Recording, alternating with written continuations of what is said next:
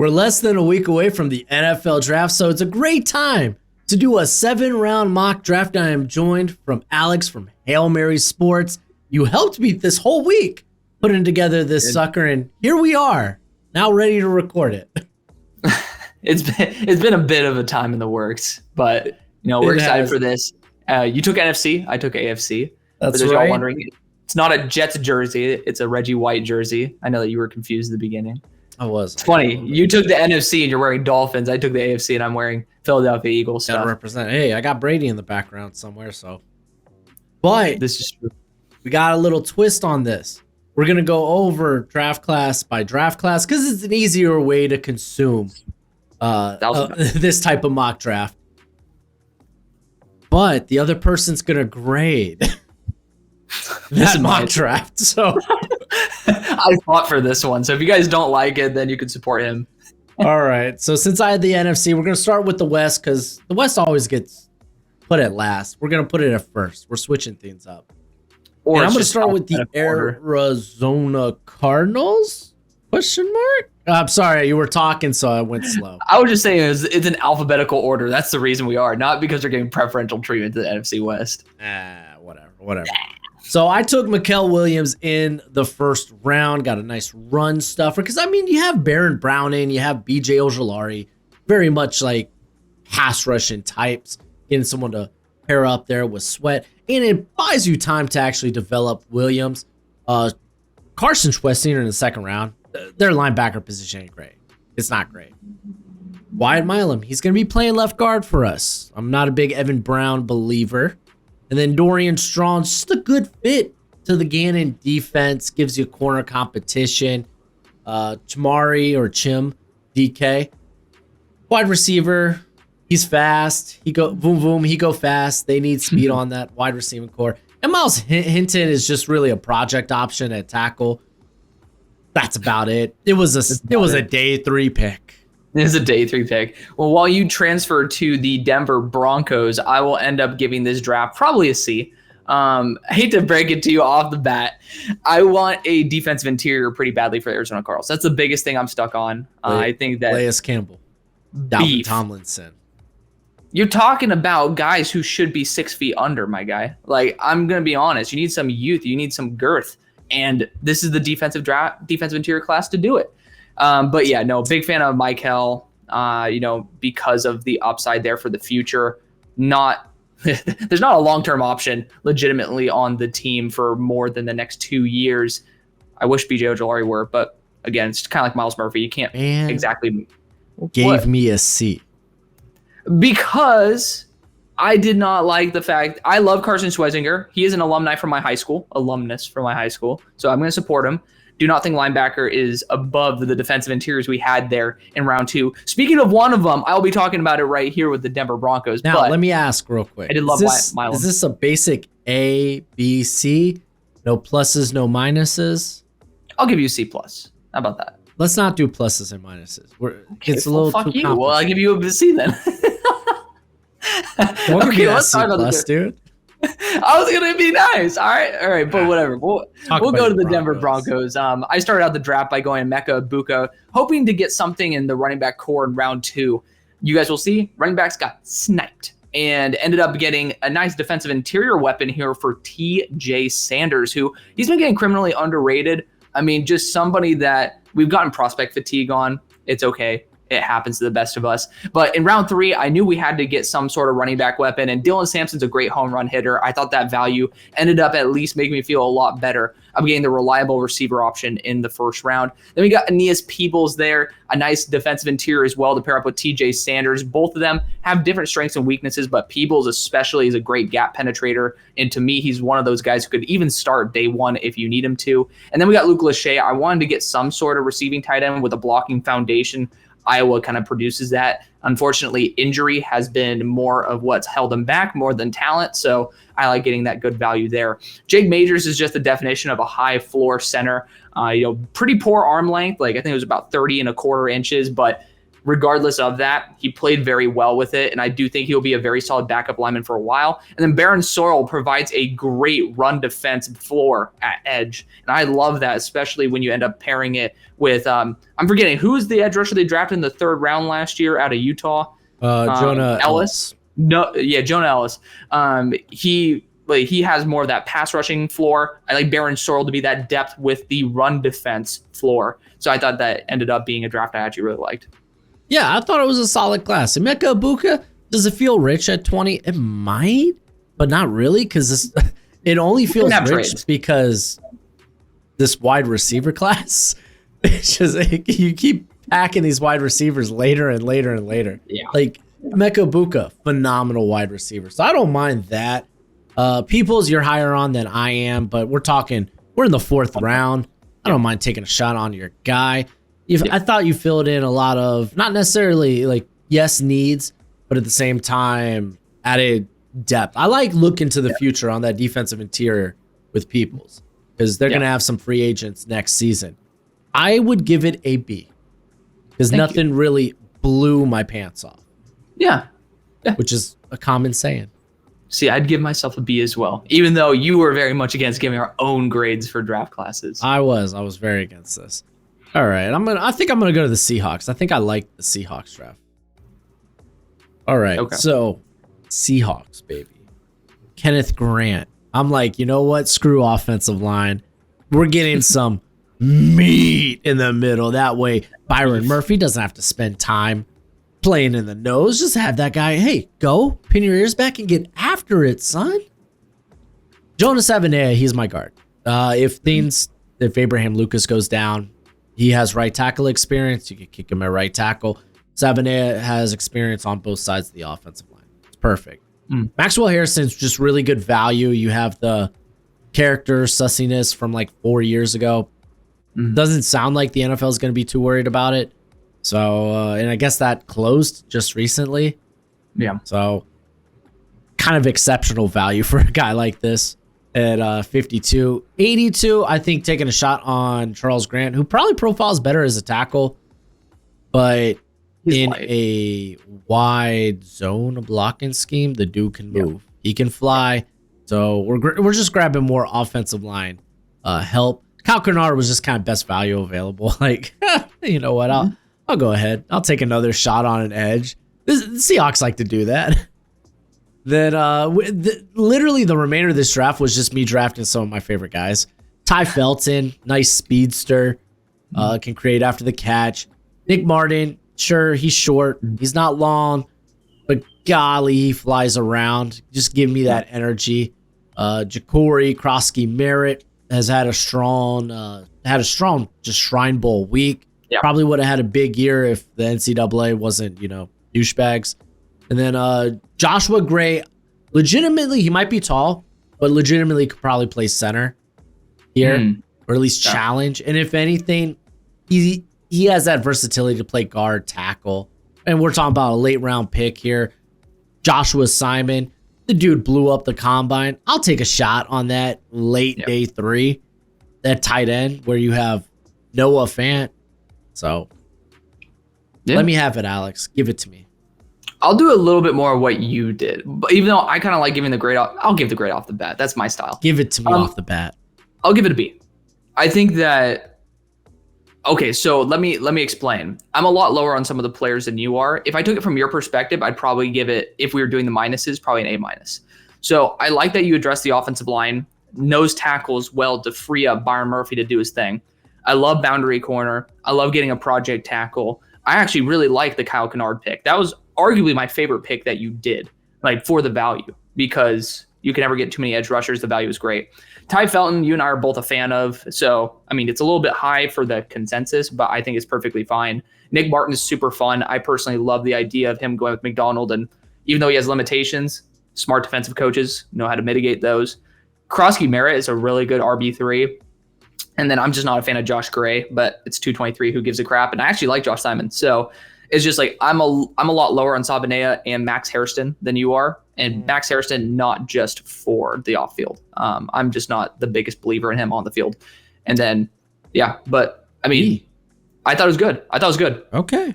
Where are we going C is next, adequate. Alex? Where are All we right. going next? You like the NFL draft. Matter of fact, you love the NFL draft, which means you're going to love my draft guide. If you want to know every player your team drafts or even signs as an undrafted free agent, then this is for you. My draft guide updates every day, and you'll be able to see those updates in real time as I add new evals and player backgrounds. It'll have analytics from this year and last year. It'll have the pro day and combine numbers. It'll even have my notes from the senior and Shrine Bowl. It's a one-time purchase of $30 via PayPal, Venmo, or the Cash App. You can check out the pinned comment or the description if you want to follow those links. And when you do purchase it, please be sure to include your email because it is a Google spreadsheet. So I'm going to require your email. Don't make me hunt it down because I will hunt you down. I will find you and I'll make sure you get your money's worth. Anywho, thanks for supporting the channel. Let's end up going to the Chargers. Let's go to the Chargers. We're going to LA. Going back to LA. I mean, Shoot, if I really might as well wanted do to, the Rams next then. Yeah, exactly. Well, I mean, if I really wanted to, during the draft, I'll probably do this because I have so many jerseys. Because whenever you get if you guys ever want jerseys for cheap, just go to Dick's Sporting Goods or NFL Shop. They always have them on clearance. But it's like I'm gonna wear a different jersey for every time I have a team associated with one of my jerseys. I was gonna say I could do that here because I have a Bosa jersey now, but. Anyways, let's talk about the draft class. Start out by getting some good edge help with Donovan Ezeraku. You just need actual consistent youth at edge, and pairing Ezeraku and Tuimalau sounds good to me for the long run. I don't think you have to really worry about it. Maybe you want to get some extra flash in there as time goes on, but I wouldn't be stressing about it. Yeah, I ended up getting Khalil Mack too. Yeah, exactly. Well, I'm saying for the long haul, but I'm saying I get what you're saying.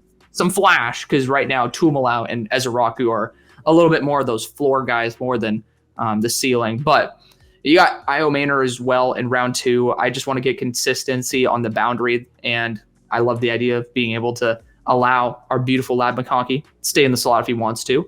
I know tight end's a big issue for this team. A lot of people are down on Harold Fannin. The fact is, his 2 toughest games this year were arguably his best versus Penn State and Texas A&M, and they knew that he was the primary option for Bowling Green. I think he's going to be a stud. I honestly think he's extremely underrated at this point. Who cares if he's not fast in a straight line? You don't use tight ends very often as a vertical threat. So I would say you're going to be perfectly fine there. I want to get some beef on the interior as well. I'm very high on Yaya Black. He has 35-inch arms. He is a nightmare for interior offensive linemen with some potential anchor concerns to deal with.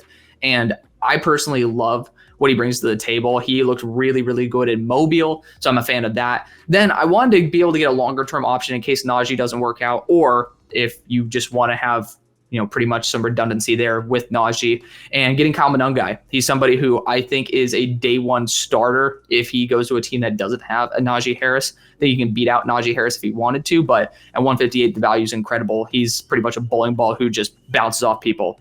181, I love Willie Lampkin here. He might be 5'10", but you can use him as a fullback if you wanted to, but I actually think he's just really good depth on the offensive line. He flashed in Mobile. Jared Ivey, you just get some extra defensive interior and edge flexibility, which I personally think always has value. And then I want to get a little bit of juice. So I got my running back duo of the future here with Monangai and Nathan Carter. Nathan Carter is a top 10 running back for me. He's fantastic. Put up over 100 yards versus Michigan. Go and watch that game yourself.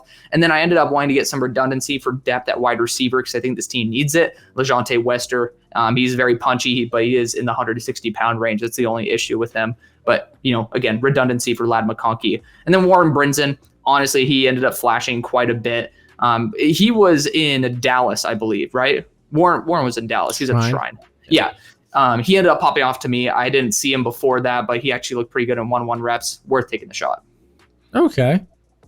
All in all, I don't mind them going edge for it. I honestly think Chargers should go BPA at pick 22 anyway.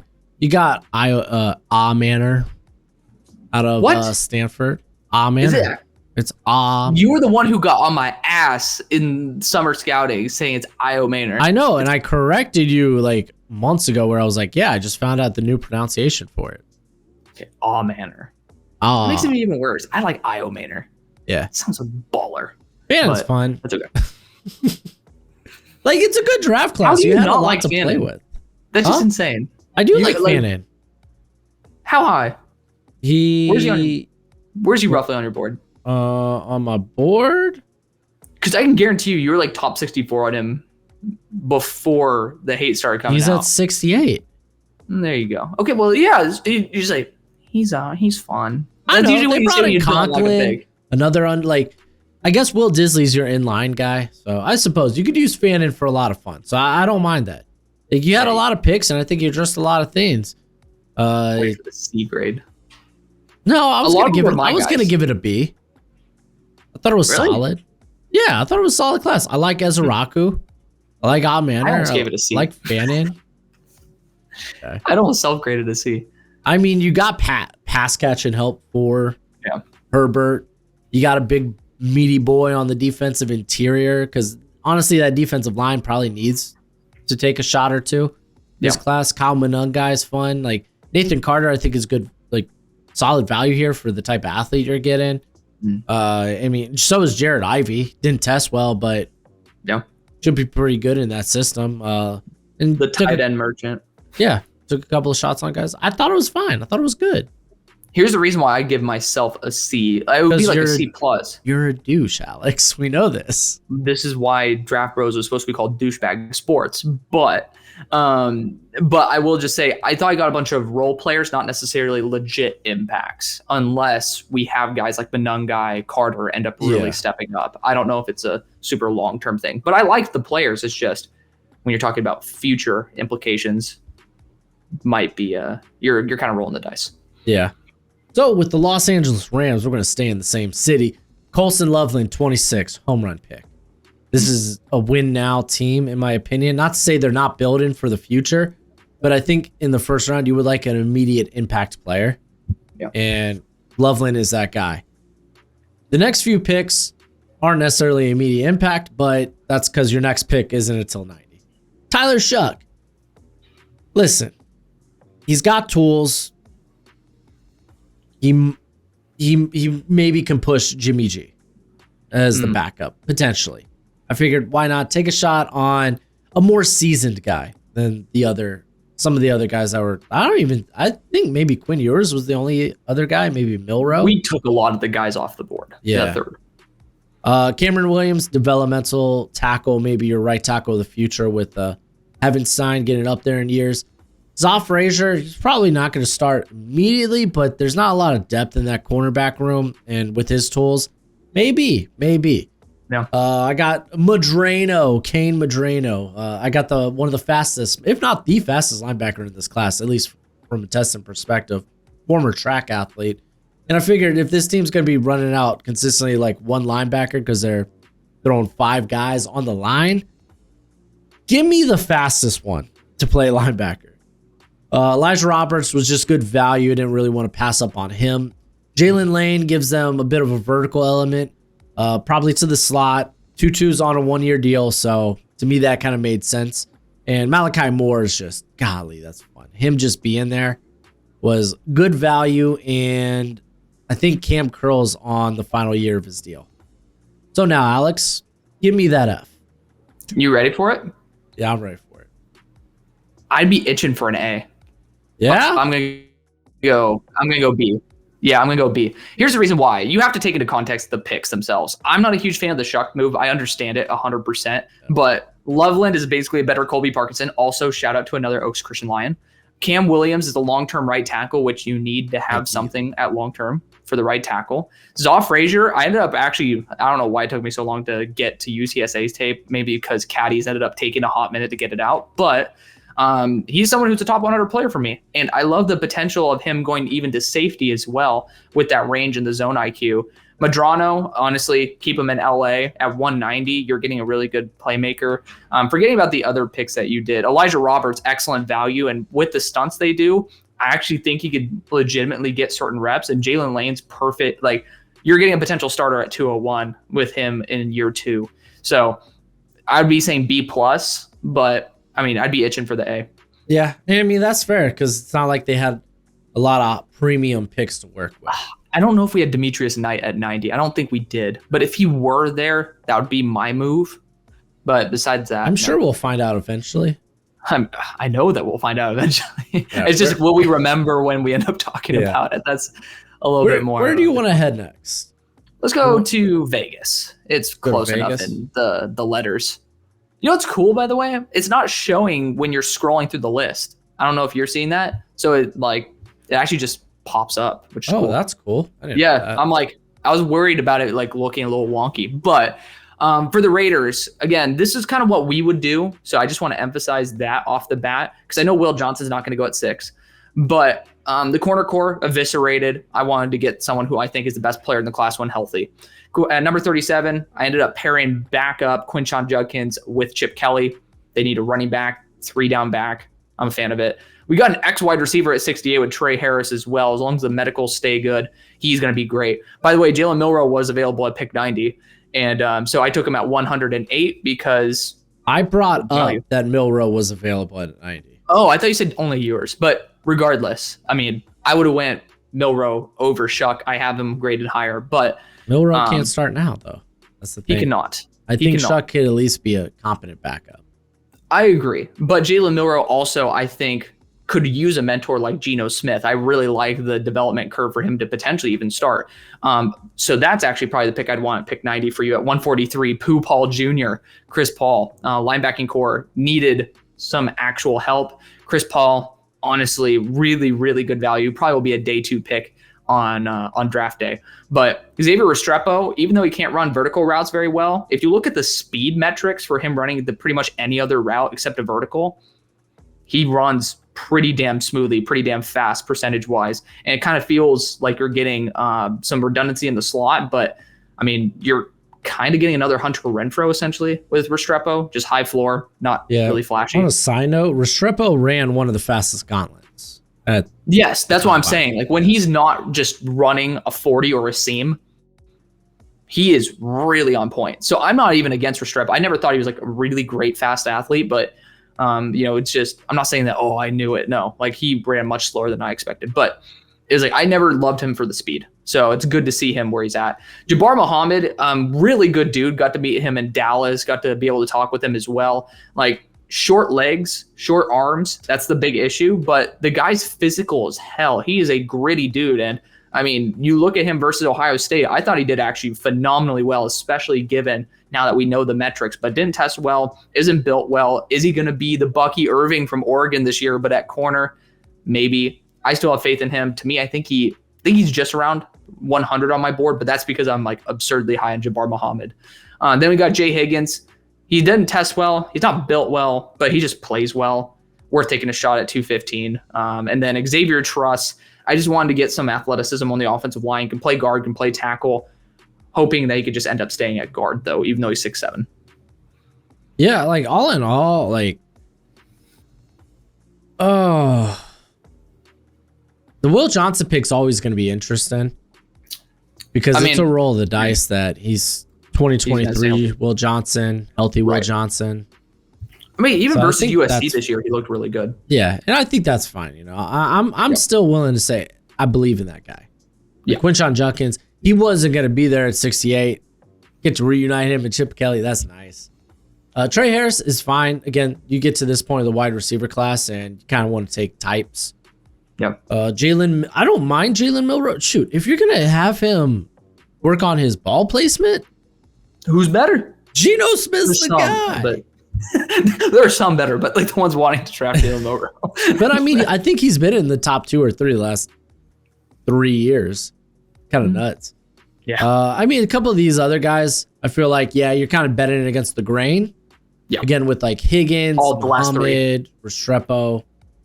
And I don't mind Restrepo. Yeah. Mind me saying. But those are all mid to late day 3 picks. I don't mind if you like the players, take them. Like, I like Higgins. At the very least, he's going to be a good special teamer. I think I would stick with B. I'm tossing it. Huh? Where were you between C and B or A and B? A and B. Oh, okay. Yeah. I was going to say, like, based on the Chris Paul and Jalen Milroe picks, especially, I would lean B+. But I know that you're doing the solid letters. That's what I was saying. Like, I'm also self-scouting. Solid letters, dude. Solid letter grades. Have you given anything but a B yet? No. No, I haven't. This is why we need the pluses and minuses, my guy. gives it a little bit of a differentiation. It feels so bad to give someone a C, and it feels too much to give an A. Well, I know it wasn't a C, but I was like, man, I don't know if there was something that really like, I came out like, golly, that's freaking amazing. I don't know how we did that. Well, I mean, that's because we know, because we're the ones making the picks. So it's going to be very hard to get a holy shit kind of thing happening. I don't know, because I think in the first A of the video is going to be right here. So with the San Francisco 49ers. Yeah, it is. Walter Nolan and then James Pierce. Yeah. Listen, I hope he's not a douche. I hope he's less of a douche. Shanahan, Robert Saleh, get that dude in order.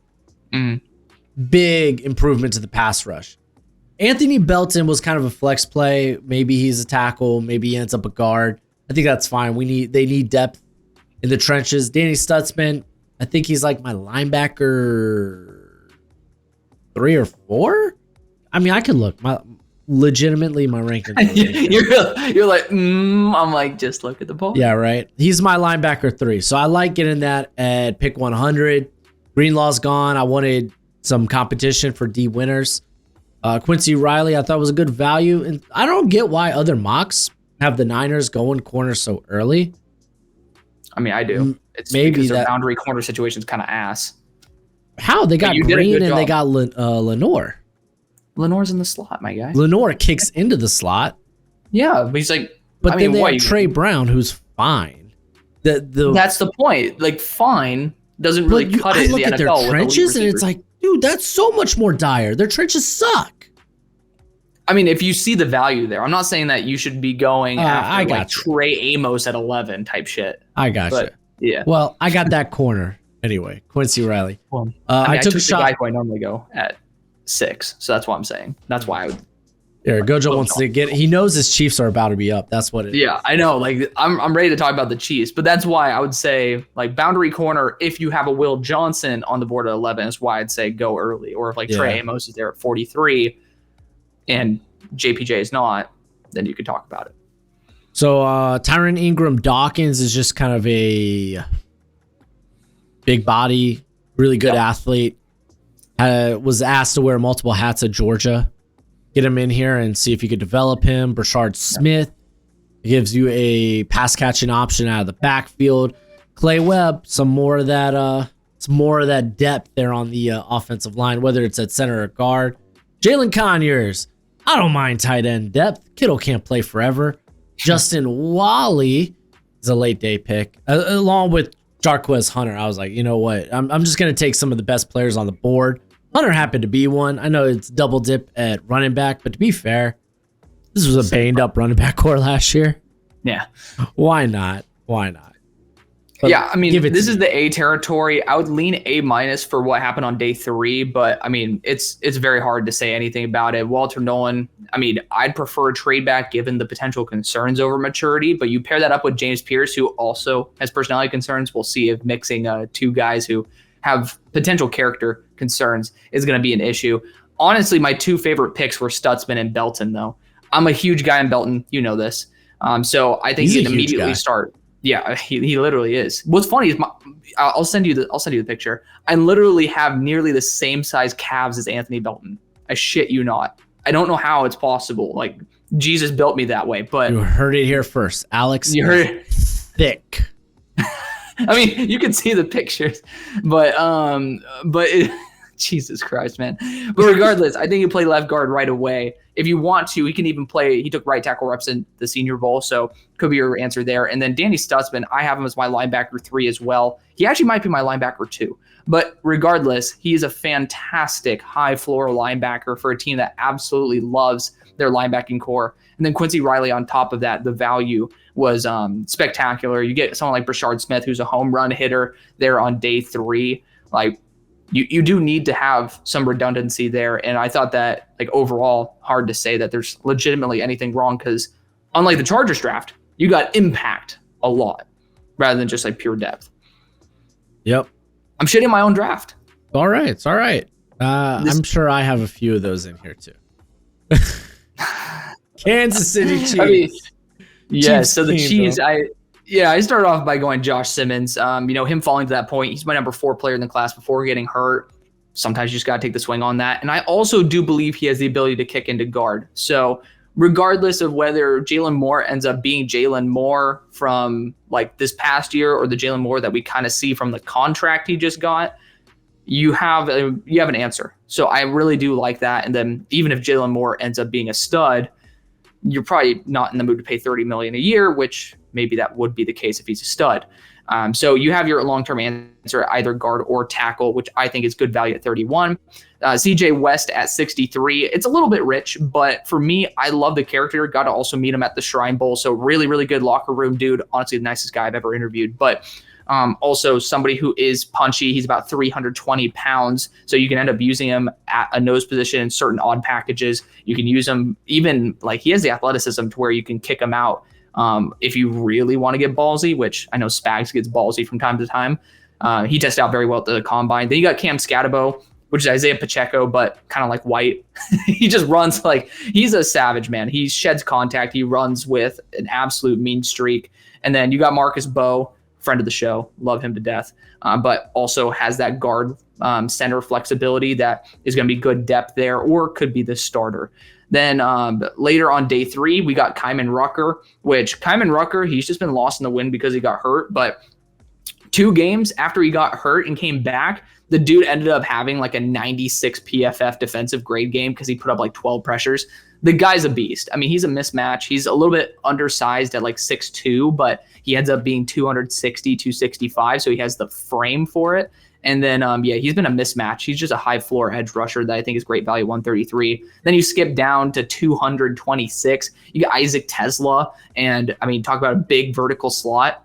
Not a bad option at 226 for a physical freak. Jason Marshall was incredible value as well. Got hurt and then ended up just not looking all that inspiring at the Shrine Bowl. But one of those players who has multiple years starting and, I mean, SEC program, actually looks pretty solid in terms of zone IQ as well. Maybe could be a safety convert, but at the end of the day, you're getting a very good player. And then you get a receiving back because I ended up getting more of a power running back with Scatabo. You get Woody Marks. So explosive, really good receiving back. And, you need that on a team that kind of lacks that ability.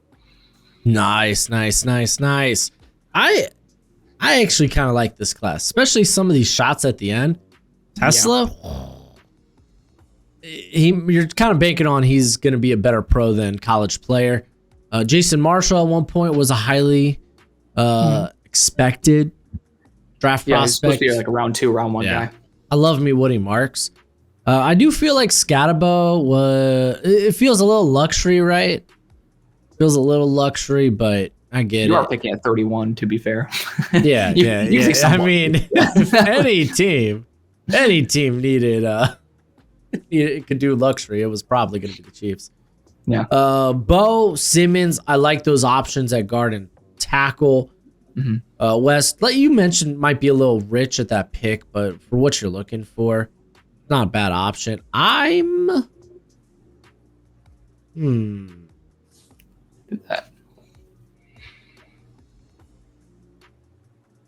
think this might be the C.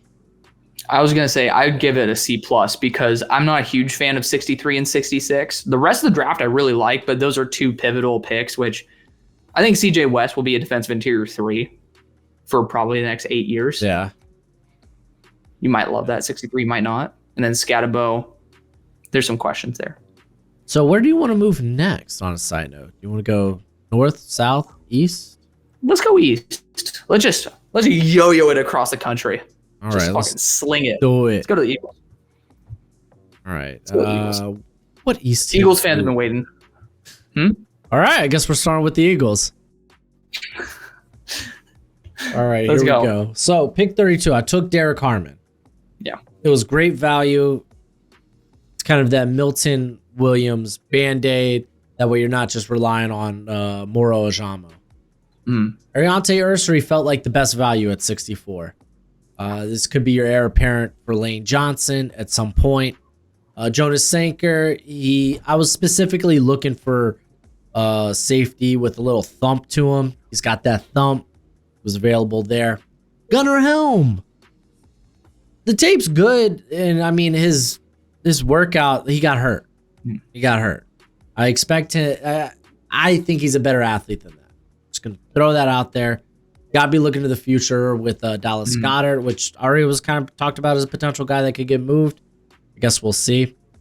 And then Savion Jones. This is kind of like, for me, like a Brandon Graham type. That's how I would utilize him if I were the Eagles.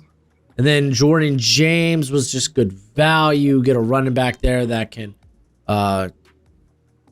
compete with, I guess, Will Shipley. I don't believe in A.J. Dillon. So we're talking backups, of course. Cody Simon, linebacker depth. Elijah Badger, he's my guy. Yeah. His team's been looking for that guy that can play in the slot. Jahan Dotson was all right last year. Okay. I think Badger, I don't know if Badger competes, but it's pick 168. I'm going to take a shot on my guy. So this is their last pick. Let's do it. I would give this one probably a B-, and I love the first 3 picks.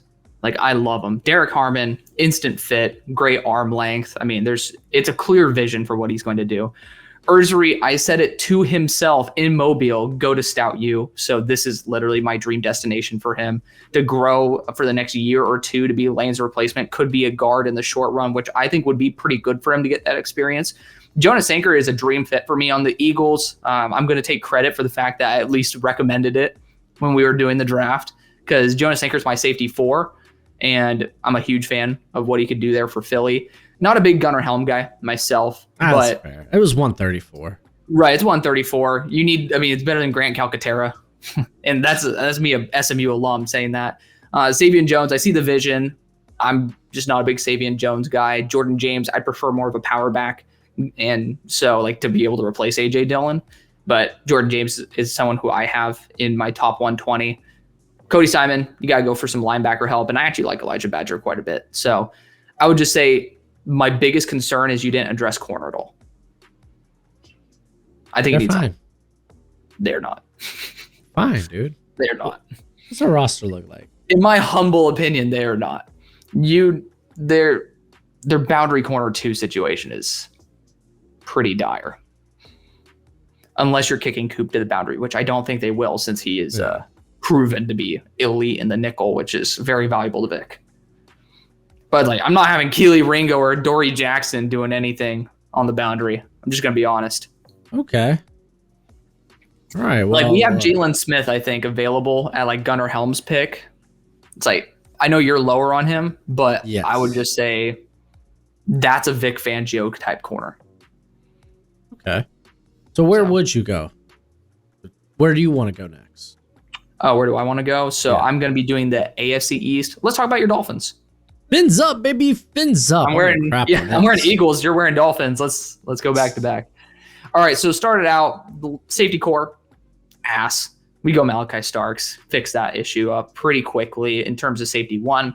Defensive interior is a position that's been kind of neglected. And I know we're saying offensive line. We'll talk about it in just a second. Darius Alexander, this front office is kind of in win now mode. I think you'll agree with this, Monsieur Schmo. Like, there is a bit of disappointment with what's been happening. Like, this team should be doing better. You guys are not, like, your draft position is not representative of what people think you should be. And so there is an emphasis on winning sooner. And Darius Alexander, minus the age, is a first-round player. So I think that's incredible value there. And because he's so flexible, he even took some edge reps in Mobile. He's someone who could play that Calais Campbell role for you. So I love that flexibility there. But Luke Hander, to me, he's someone who will be probably taken on day 3. He is someone who I think could start off the bat.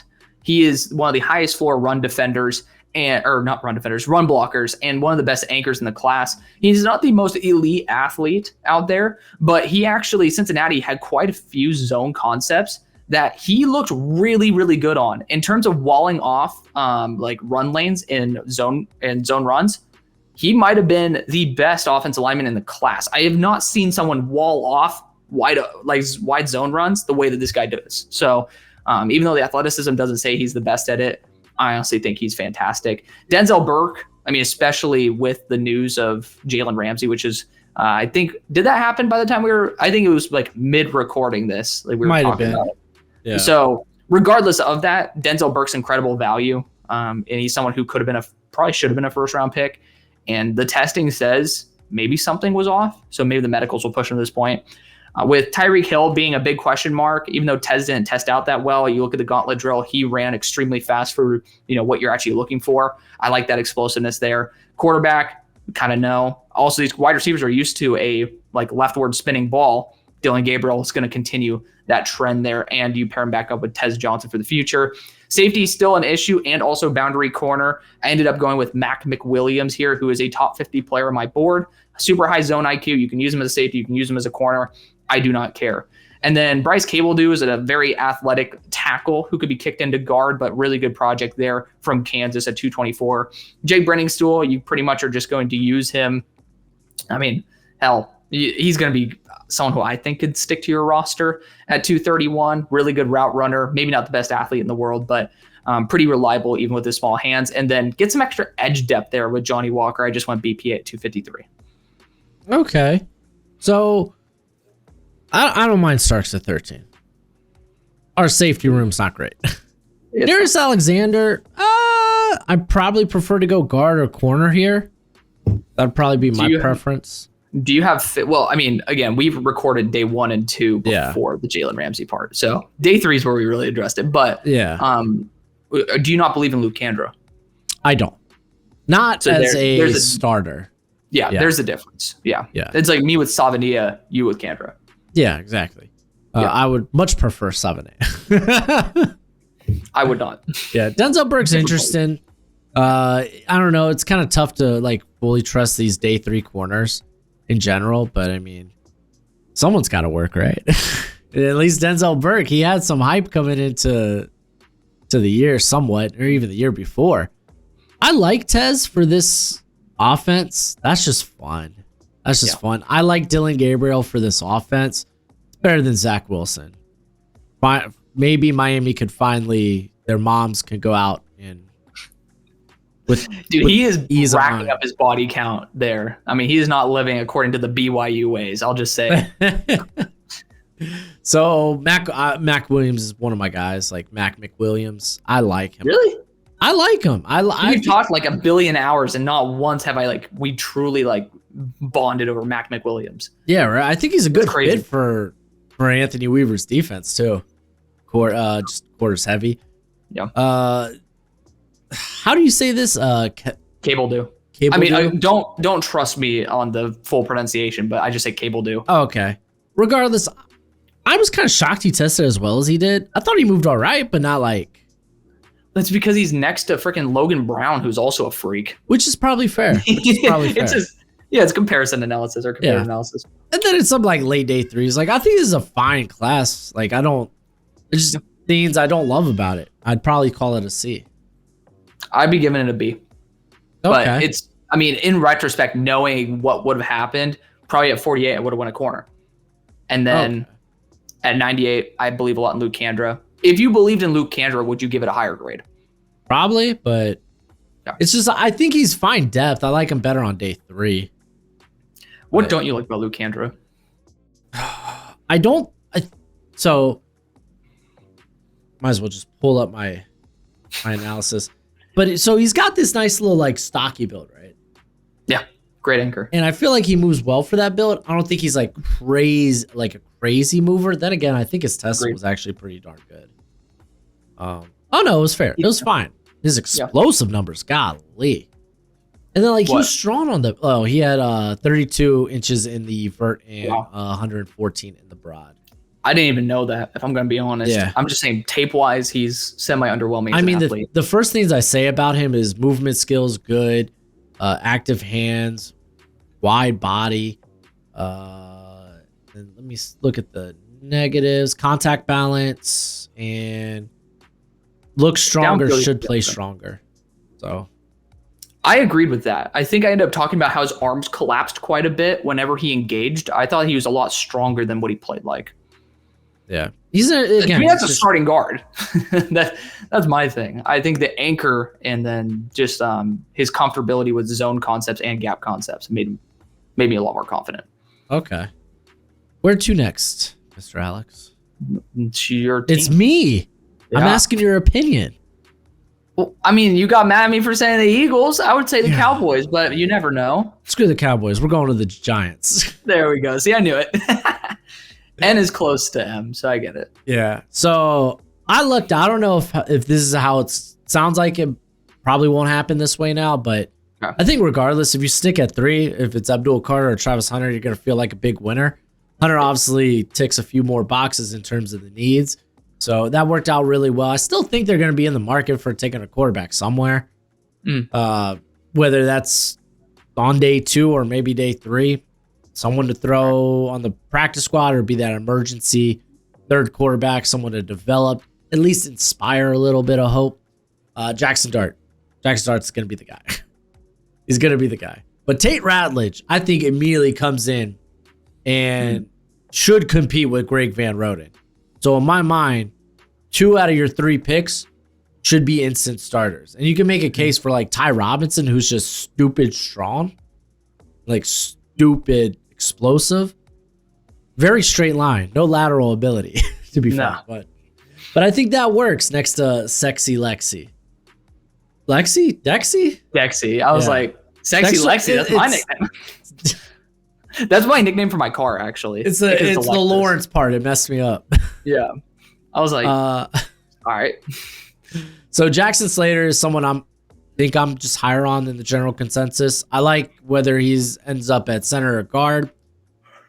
John Michael Schmitz hasn't been as safe as a prospect or high floor as a prospect as we thought he would be.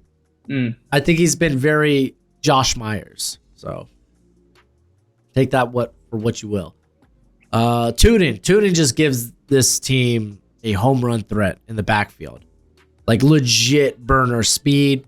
Isaiah Nair, they've taken like shots on like Bryce Ford Whedon, these long, explosive, fast athletes at wide receiver. So hey, why not take a shot on Nair, who tested out phenomenally and just looked like a different human being at the Shrine. At least I think that's what you were saying. Yeah. Then Lindenberg, special teamer at the very least, and he could be good depth. I ended up clicking my computer to do a fucking screenshot. I was like, ugh. Well, for me, I'd be giving this one a C.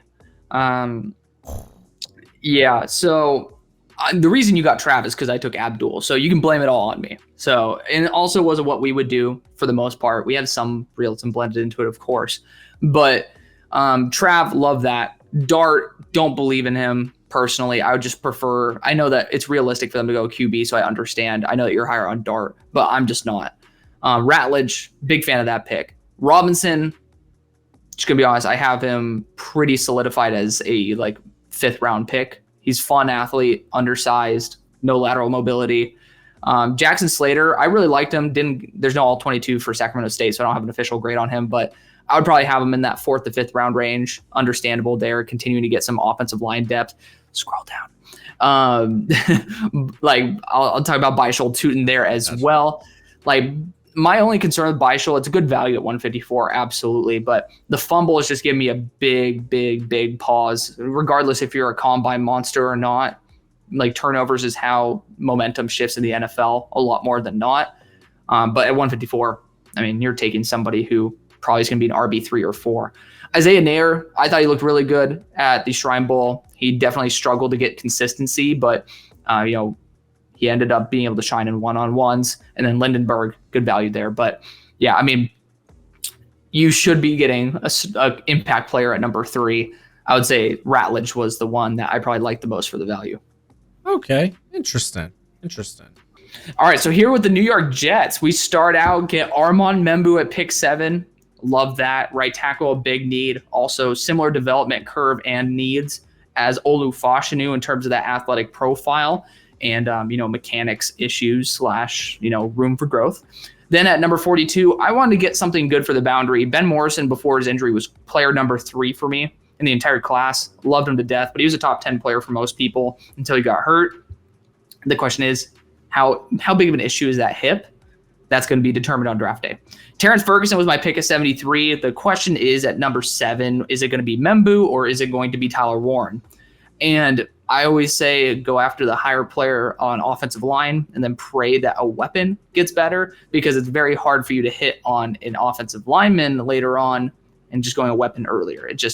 I prefer to roll the dice on a weapon than and go for a little more of a sure thing on the offensive line if you have that big of an issue. At number 110, you got Shamar Turner there, who is really, really good value. A lot of people have him even into their second round. He is extremely explosive, edge flexibility, but I do think he ends up staying on the defensive interior. And at 110, I mean, the value is impeccable for someone who should be getting some good reps there. At 145, I thought that we needed to potentially get more of a Jared Goff-esque type quarterback. So I ended up going after Kyle McCord there, and the value, again, I like him more than Tyler Shuck for the value, but even though I have Shuck a little bit higher than McCord, McCord's the best thrower of the football in the class for like pound for pound. And it's just, creativity, the ability to like level up the offense, I do think is a little bit capped, but I thought the value there was impeccable. Then Ja'Cory Brooks as well at 162. I think he gets way too much shit, even though he tested out really poorly at his pro day. I still think on the field athleticism is impeccable. And, he feels like if you went to all these clearance section, you saw Brian Thomas, it's kind of what you're getting there. And then you got Caleb Ransaw at 186, who tested out phenomenally well, can play in the slot, can play safety. Big fan of that. And then Rondé Gadsden, I mean, just another reliable slot weapon where you can actually have him and Fergie on the field at the same time and have a very big mismatch there in the slot. Yeah, kind of like a Tyler Conklin type. Mm-hmm. But I like a lot what you did at the end here. Like, I guess I'm going to start there. Kyle McCord, I thought was a really good pickup. Could be a big sleeper in this class, but I feel like this is probably about his range, if not a little bit earlier. Whenever the fourth round starts, I think that's when I start thinking about McCord. Mm-hmm. Ja'Cory Brooks, underrated special teamer. Yeah. So many blocks. That too. That's wild. Yeah. 1,000 reps too on the special teams. Yeah. Ransaw is going to be a nice addition to potentially the slot for the future. I don't know if they've done anything with Michael Carter's contract yet. That got an extension like a year ago. Did he? Okay. Good for him. If anything, dude, this late, it's good depth. Yeah. Shamar, I'm not the highest guy on Shamar Turner. To be fair, he was playing with the stress fracture this year, so. And he's 110. Yeah, right. It's 110. That's good value. Terrence Ferguson. I like Fergie, man. He's kind of a weird guy in this class, though. I didn't expect for him to be the best tester at the combine. Right? I will admit. I did not have that wasn't on my bingo card. Yeah. We both thought the same thing, too. We both were talking about the bingo card. Membu and Morrison are phenomenal values and fits. I actually like this class quite a bit. I don't know if it gets me to A tier, but it's a very solid B. I'll be giving it an A, but that's because I'm also a big Ben Morrison guy. Yeah, I mean, again, to me, it's like it's B on the fringe of A. Yeah. Where do I guess I should go with the Eagles now after I pissed off the fan base. Did I? Did. Oh, yeah. It was the Cowboys. The Cowboys. I was right. Yeah, you pissed off the Cowboys. I'm so used to giving Eagles fans the business. A lot of shit. Yeah. Yeah, that must have just got them confused. Tedro McMillan at 12. Hey, that's it. That's all we needed. Period. Jerry, he's all in. Travion Henderson at 44, though. That's nice, because I knew I wasn't going to get what I wanted at 76 at the running back position. You get that home run threat. Yeah. So Knight came off the board at 76, so it wasn't available to me at pick 100. Pooh Paul was, though. Yeah, but I think I'd rather the size of Knight. I get it that he's Knight wasn't even there, though. I'm not saying the difference. Yeah, no, I have Knight above Pooh Paul. Okay. Well, for me, you look at their linebacking core, and it's Overshown might not be. He might play the second half of the year. He might not play this season at all. Outside of that, they don't have much going on at linebacker. So Knight kind of was an obvious pick. I know that they don't really address safety a ton, but Ransom's a good value at it's 149. At this point, it's like, okay, just show me the best player on the board. I haven't picked in a while. Okay, I'll take Ransom. And then Cam Jackson, I need him meeting in the middle. This might be a little bit higher than where he is on my board. Yeah. But there weren't a lot of hefty dudes left. Keandre Lambert Smith, haven't watched yet, but I've heard good things about. Yeah. I'm literally Monday, Tuesday, and maybe Wednesday are going to be big watch days for some guys I want to get in before the draft. We'll see if that happens. But he's got speed.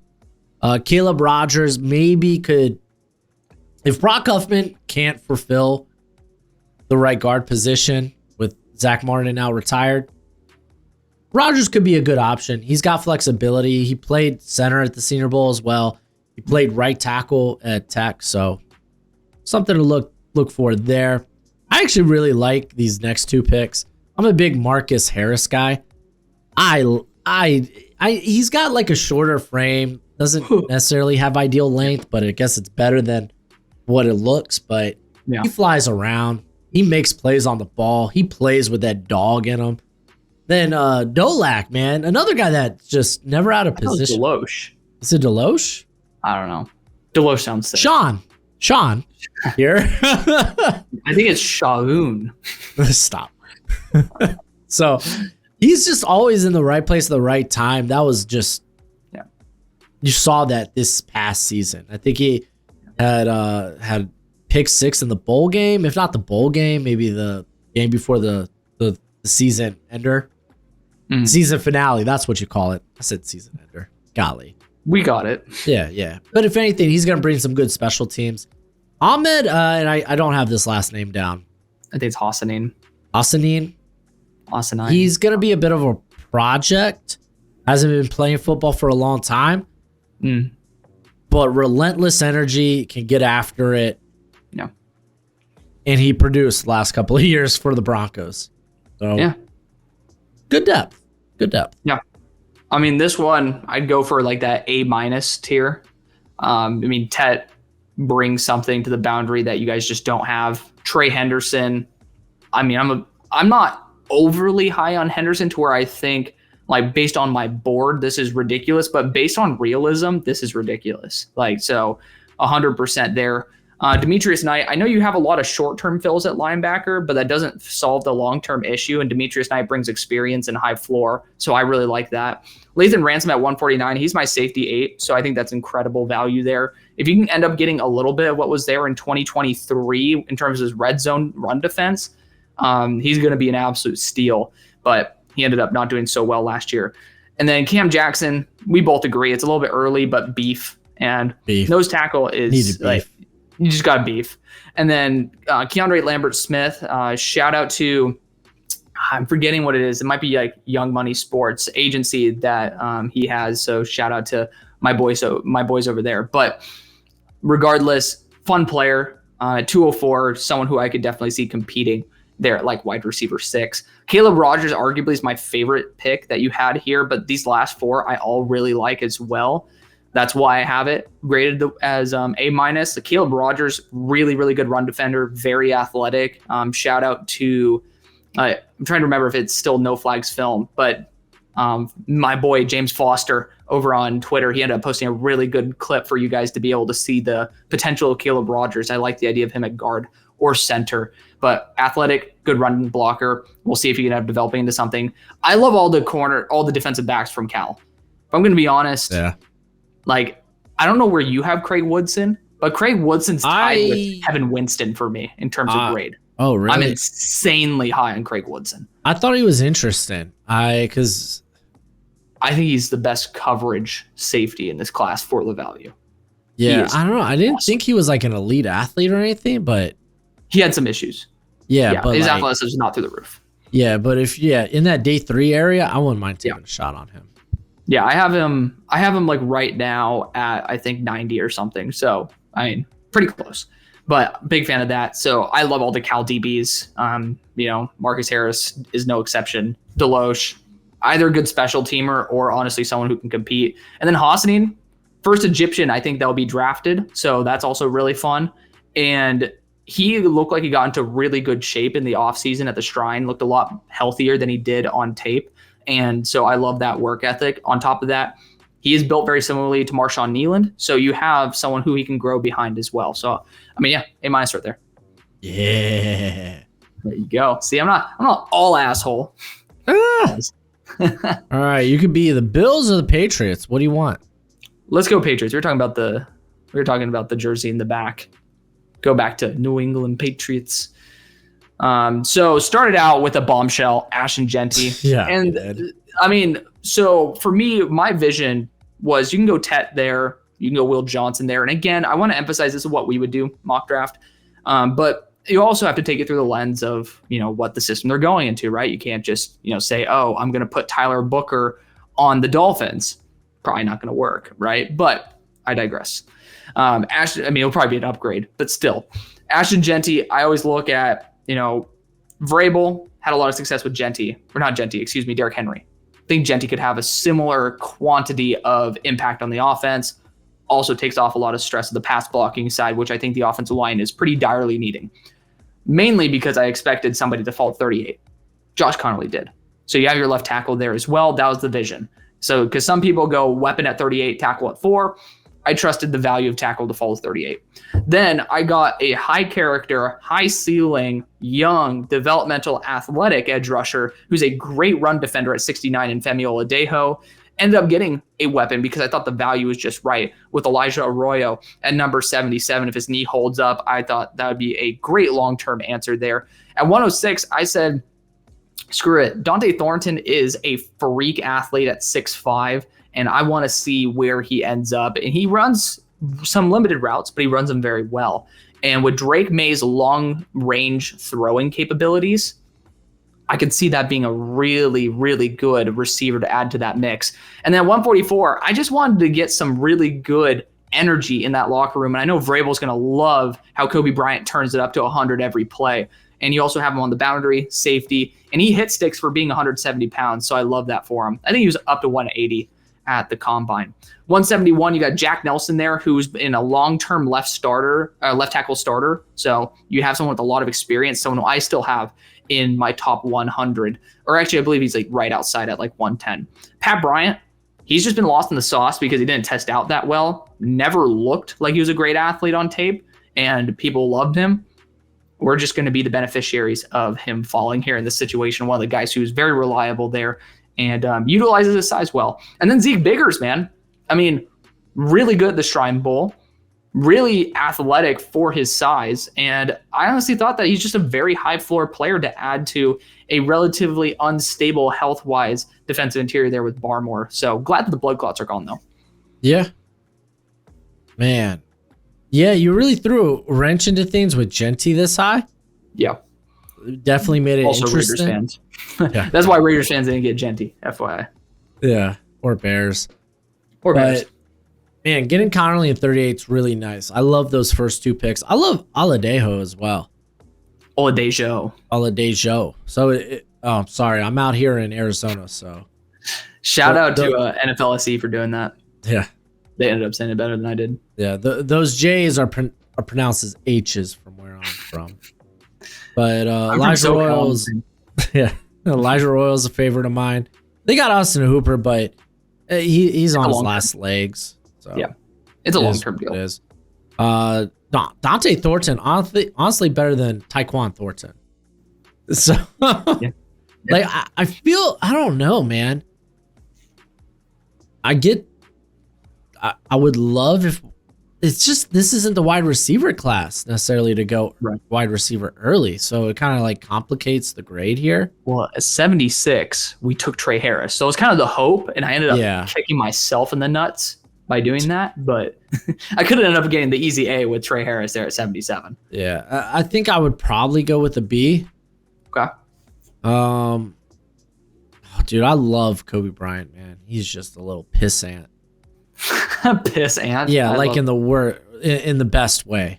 Just plays with piss and vinegar.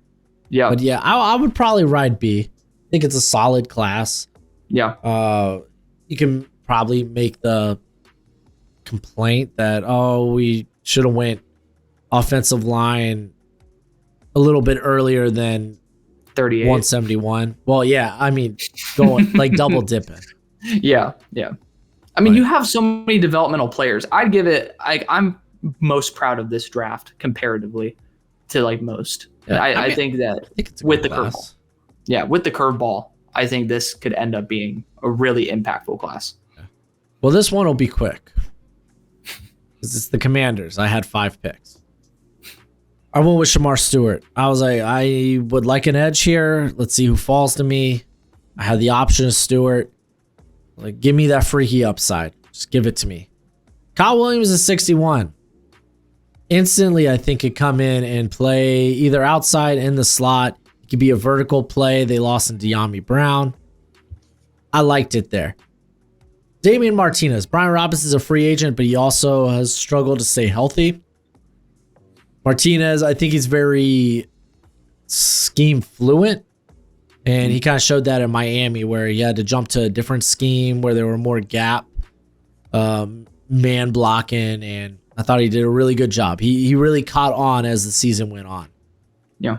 Cone, cornerback depth, it's 205.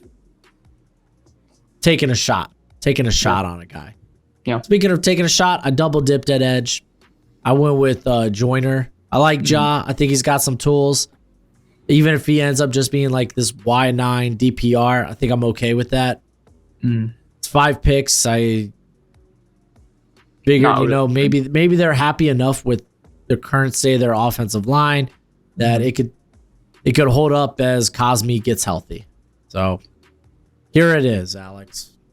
I go B. I'm just not as high on Damian Martinez as you, so I understand the vision. From your end, I'd probably go A-, but from my end, I'd be going just a solid flat I don't know B. if I'd go A either, just because of just didn't have a lot of picks.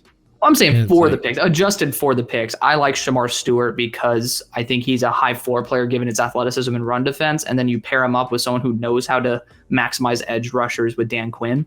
I love Kyle Williams, so he's a top 50 player on my board. I think they actually need it. I would just say I wish at maybe 128.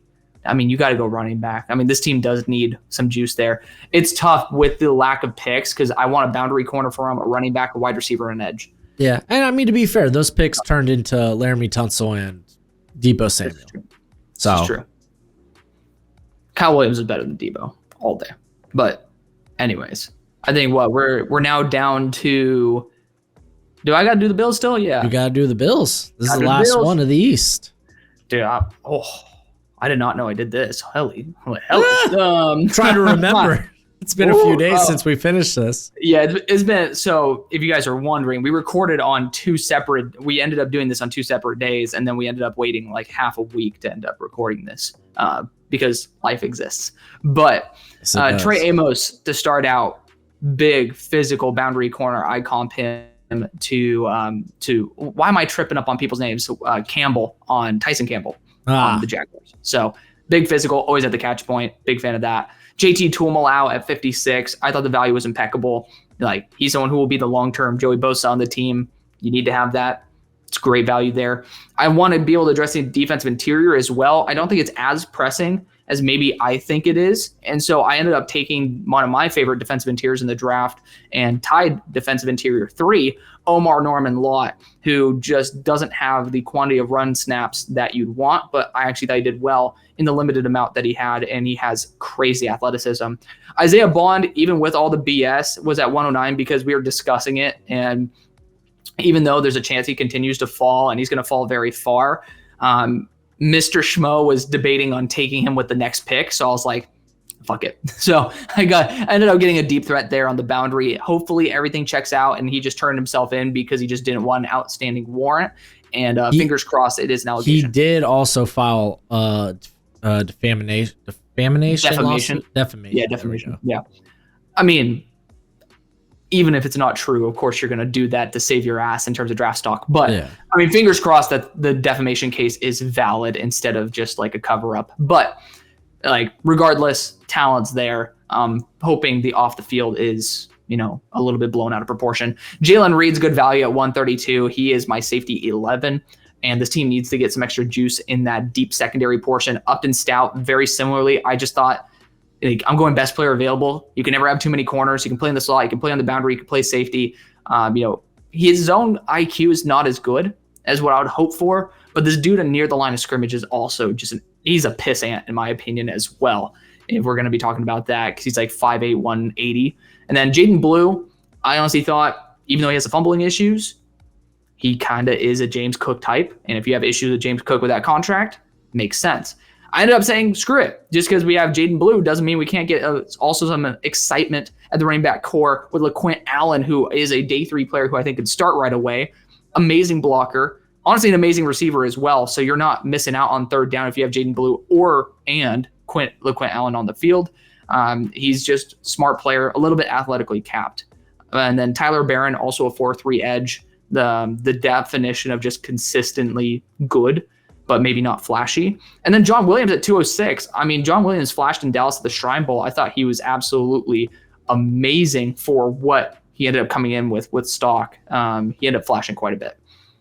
Yeah, my only gripe is I didn't think he had to go in on running back like that. I just think that James Cook's gone. That's why. Yeah, I mean that's fair. I mean we've seen good things from Ray Davis. Ray? There we go. Well, that's why I didn't get an absolute monster home heavy hitter. That's why I like Ray Davis. He's a contact balance, short range back. Yeah, I really like the first 3 picks. Yeah. I mean, you should have liked the 4th pick as well, since you were saying you're going to take him at the next pick. Yeah, I mean that's exceptional value. Yeah, I'm like, hold up. I mean, the only reason I don't I'm not is well, they spent money on Josh Palmer, so Bond would be stuck being wide receiver 4 or 5, which that's fine. That's probably a good spot. Yeah, to be in. I mean, he also I don't think that's necessarily true. I don't think you'll put Josh Palmer out on the field for what Isaiah Bond is supposed to do. No, yeah, exactly. I mean, Bond gets to be very role player. Role player, yeah. Yeah. So oh, man. And dude, for me, Barron's just really good value at 177. I got him closer to top 100 player. Yeah, I think this would be an A for me. Yeah. I'd give it an A+, especially with the asterisk that Isaiah Bond's off the field is okay. Yeah, but I mean at 109, I feel fine taking that risk. Right. You can end up missing on Isaiah Bond and cutting his ass and being okay with the draft still. Yeah. So you want to go south? Yeah, you did start out with the last one, didn't you? Yeah. Okay. Yeah, let's go south. Let's do it. Yeah. Carolina Panthers. Of course I took Mike Green. He's a top 10 player to me. There's a lot he's a good player. When it comes to the character stuff. There's a lot of not context. The opposite of not context. There's a lot of context. Yeah, a lot of context, but little info. So interviews are going to be big for him. We don't have that ability, so it kind of is what it is. I got Azarie Thomas here. I thought that was just good value at that point at 57. Yep. Mike Jackson's on I think a 1 or 2 year deal. Regardless, I mean, regardless, JC Horn, he just played his first full season in ever. Yep. So it's maybe grabbing cornerback depth isn't a bad idea. I would have preferred going safety earlier. Didn't really happen. Jalen Royals, I wanted a speed wide receiver with yak ability. Perfect. Love it. Jeffrey Bassa, he's a green dot guy. That's kind of what I was looking for. Someone that could maybe come in, and if he can just get my defense into position, then it's a win for me. Emory Jones is more. Yeah, there's my safety. Hey, honestly, Billy Bowman at 140 was kind of great.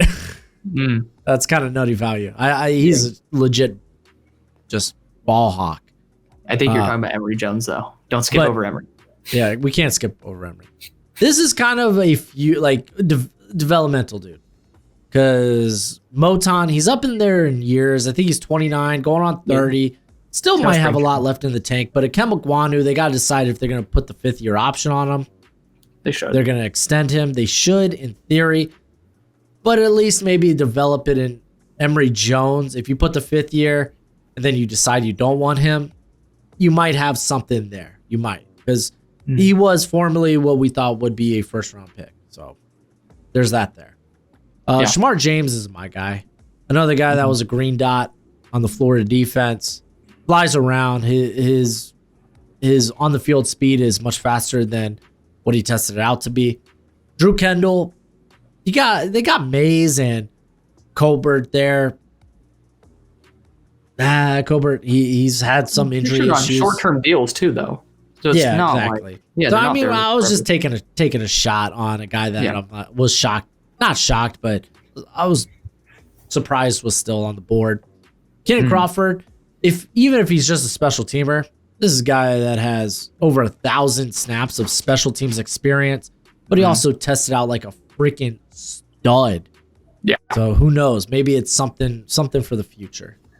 Yeah. Give it to me. I mean, I give it a B. I'd probably be leaning more towards that B- C+ range, but like Mike Green, I have him as my number 28 player on my board. He did boost up, by the way. So shout out to that. So he's number 28 for me. That means I'm honestly in favor of guys going pretty much a full round ahead of where I have them and still being acceptable. So I understand it. Mike Green, definitely. He's better than what I initially gave him credit for. I mean, everything seems to point towards the off field being good because of all the research that like you've done and explained in a very good manner. So I don't need to be the one to explain it. Coaches, not just from Marshall, but from Virginia, speak highly of it.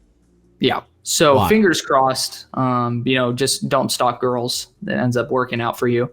And so you need to address edge. In round 2, I totally understand with the injury concern with JC Horn on top of that, not an elite corner too. Could see that being a good value. And then with Azaria playing in Florida, he can play in really muggy, high humidity, slog environments. I like that. Not many people care about it, but I do, especially when you're going down to Tampa Bay once a year, kind of matters. Jalen Royals, I like the ability. I mean, even at 80%, he was solid. Not a fan of Bossa. That's why I would be leaning towards a B- C+. I don't think that he's actually going to stay in the NFL very long. And I love him. He's a really good dude. But I would just say I was very underwhelmed with him as a linebacker. So maybe at safety, he could do some. Emory, I like the long-term vision at 114. That's great value. With Billy Bowman, I saw this tool on Instagram, or not on Instagram, on X, who was like trying to crap on some of my takes, saying that he's better in pretty much every single way than Jahdae Barron. And I'm like, dude, I like Billy Bowman more than like 98% of people on planet Earth. Like, just remember, if you try to call out people for stuff, back up your stuff if it's going to be crazy, or else you just look like a tool like that guy did. Shamar James, I mean, I like the youth, and they need a linebacker. Drew Kendall, I never shame a team for going offensive line. I like the flexibility. He looked good in Dallas, and Catan at 230, you're getting a really good special teamer. So, yeah. Down with it. Where are you going? I am going in the South. I would probably go Indy. Do it. First. Shout out to my boys, bring the juice. And technically round table, because Derek's part of round table too, right? Yeah. And shoot, this is already an A+ draft. I know. With your first pick. Colts fans, this could be their only pick and they'd be happy. I'm just going to be honest. The first 5 picks, I'm already going to give myself the A. Like, Tyler Warren is the dream, right? Reliable, every single down tight end. Like, that's just the dream to have. Swinson, people won't really see the full potential there. Obviously, for me, he's a top 10 player on my board, but also fits the athletic and technique profile that you guys liked about Leatu Latu. Not saying they're the same. I'm just saying Swinson is pretty damn polished, which is what you guys look for in edge rushers. Without your edge 3 no longer on the team, I do think, especially with edge 2 still being in flux, could end up being a long-term move there that ends up being profitable. At 80, I went Jared Wilson. Interior offensive line with Fries as well as Kelly gone. You need some of it. And even though you have Bortolini, you have Gonsalves, those are both like pretty much a late day 2, early day 3 picks. First off, you don't know if that's going to work. Second off, I think Jared Wilson's better. But third off, not a bad idea to continue adding to the offensive line. And he fits the athletic profile of those 2 offensive linemen. At number 117, when Jamari Caldwell, I think getting some extra beef on the defensive interior that has that quick win ability, the quick sheds that Jamari Caldwell can have, is going to be great, especially with the mentorship that you have there. And linebacker is still a big issue, and I thought Barrett Carter at 151 was impeccable value. And you guys have consistently been sniping linebackers on day 3. I thought I might as well continue the trend. Jamari Harris, outside of the interactions I've had with him, if you look solely at tape, he's a very, very good player. I will just leave the off the field to be, maybe you can go check out my show and I end up ripping him a little bit of a new one. I'm not going to do it on yours. But then Brady Cook, Brady Cook has he's kind of the exact same, if not possibly even better than Daniel Jones for a lot cheaper than Daniel Jones. He has the athleticism, the playmaking, maybe not the elite arm. And I think that's at 232, amazing value. Okay.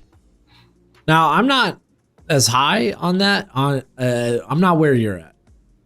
Yeah, I mean, you don't like Wilson or Swinson that much. Well, I like Wilson. You were like you weren't like huge. Well, because I view him as center mainly. That's why you got Bortolini there. What about centers do you think can't move to guard? I almost would say it's much harder. I'm not saying it's not. I'm not saying it's not possible.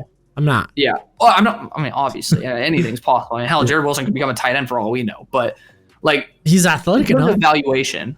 What about him as a center makes you uncomfortable with him as a guard? I'd be much more concerned. It literally just plays into experience. Like, what does that change? Like snaps.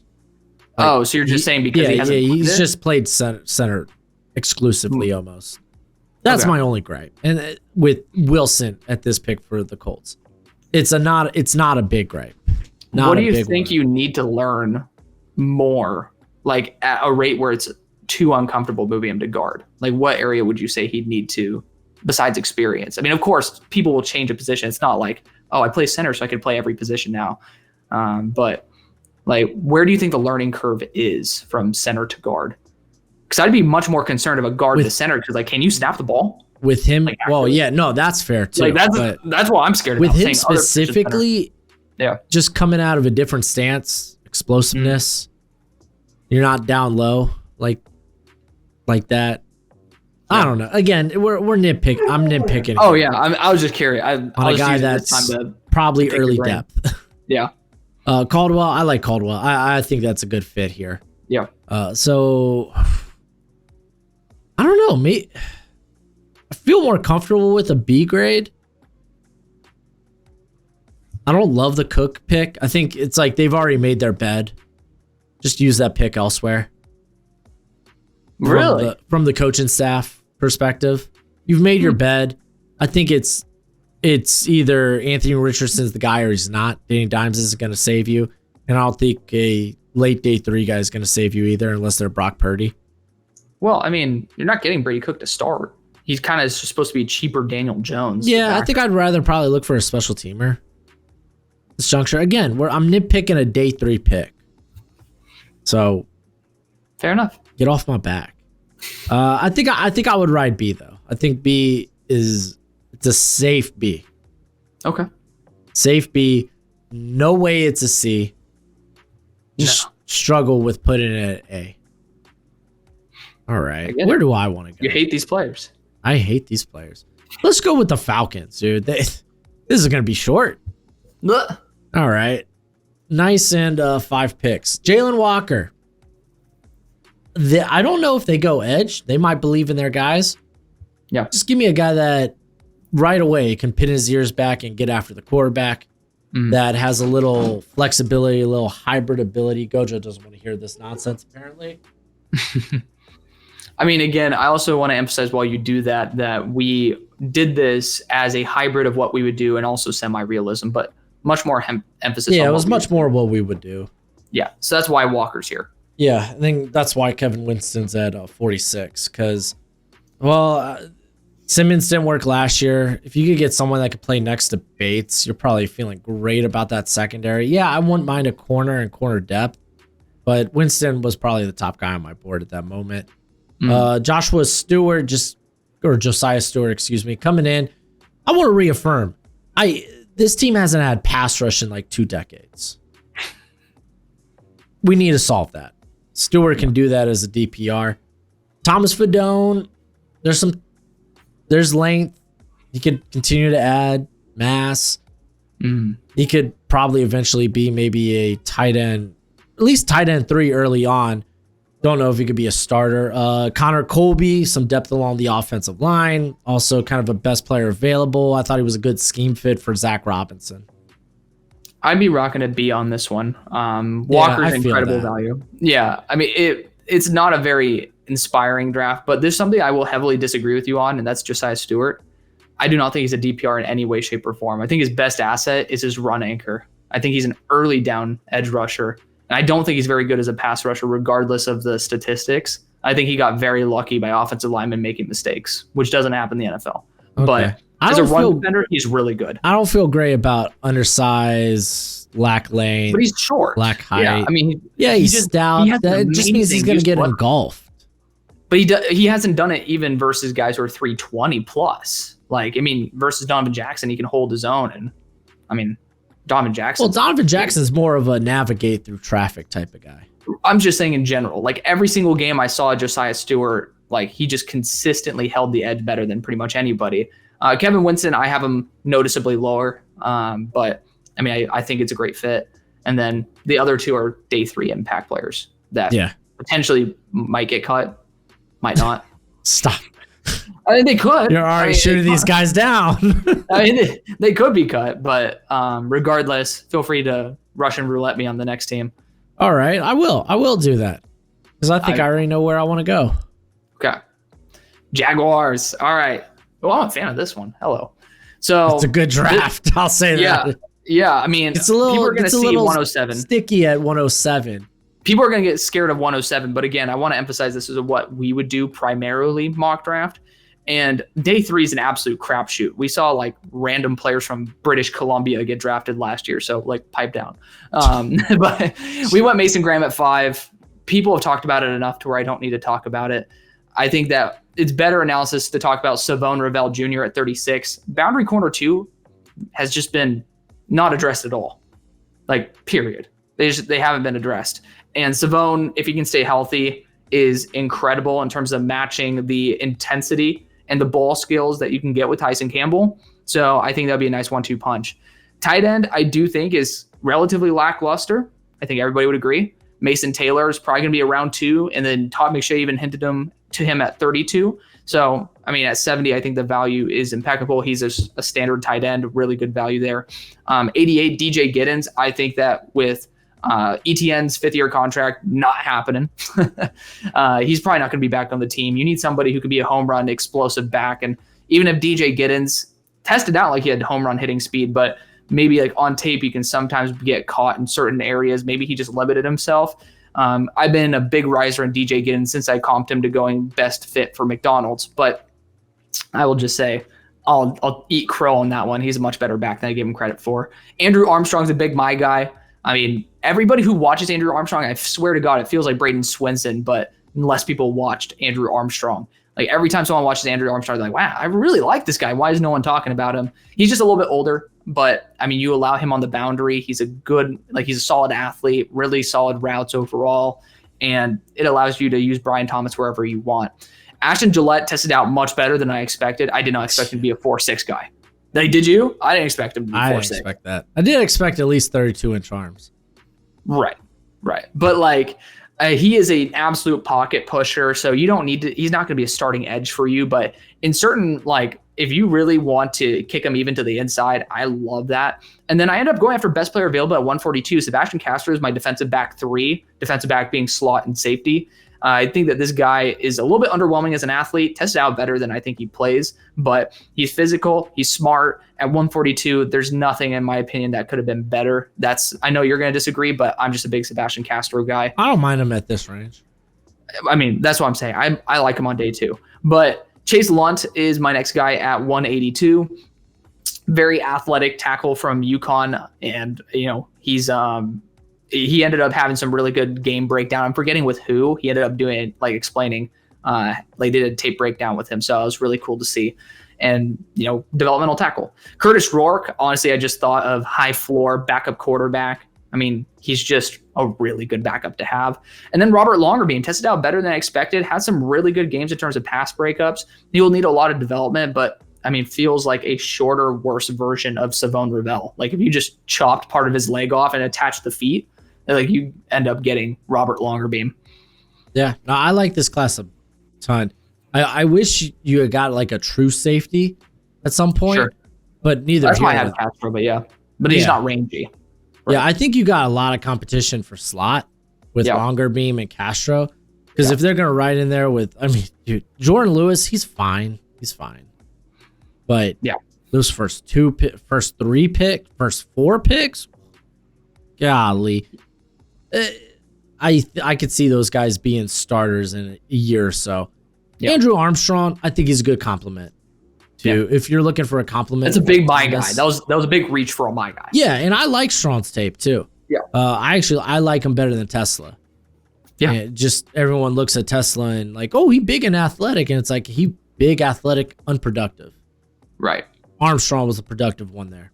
I would probably go A. I really like how you handled day 1 and day 2. Yeah, I'd probably go for the A- B+. I'd be lower on the class just because, I mean, you're 100% right. There's just a lot of competition for the slot that I don't know if you need with Jerry and Jones still on the team. Yeah. Me criticizing my own team, my own picks. Tampa Bay Buccaneers. Jahad Campbell. Like, hey, let's get somebody that could emulate what Devin White was for this squad. But Campbell could do that and probably cover. Yeah. Which is just nice. Princely Umamielen. Not their typical type of what they like on the edge, or at least what they've had started.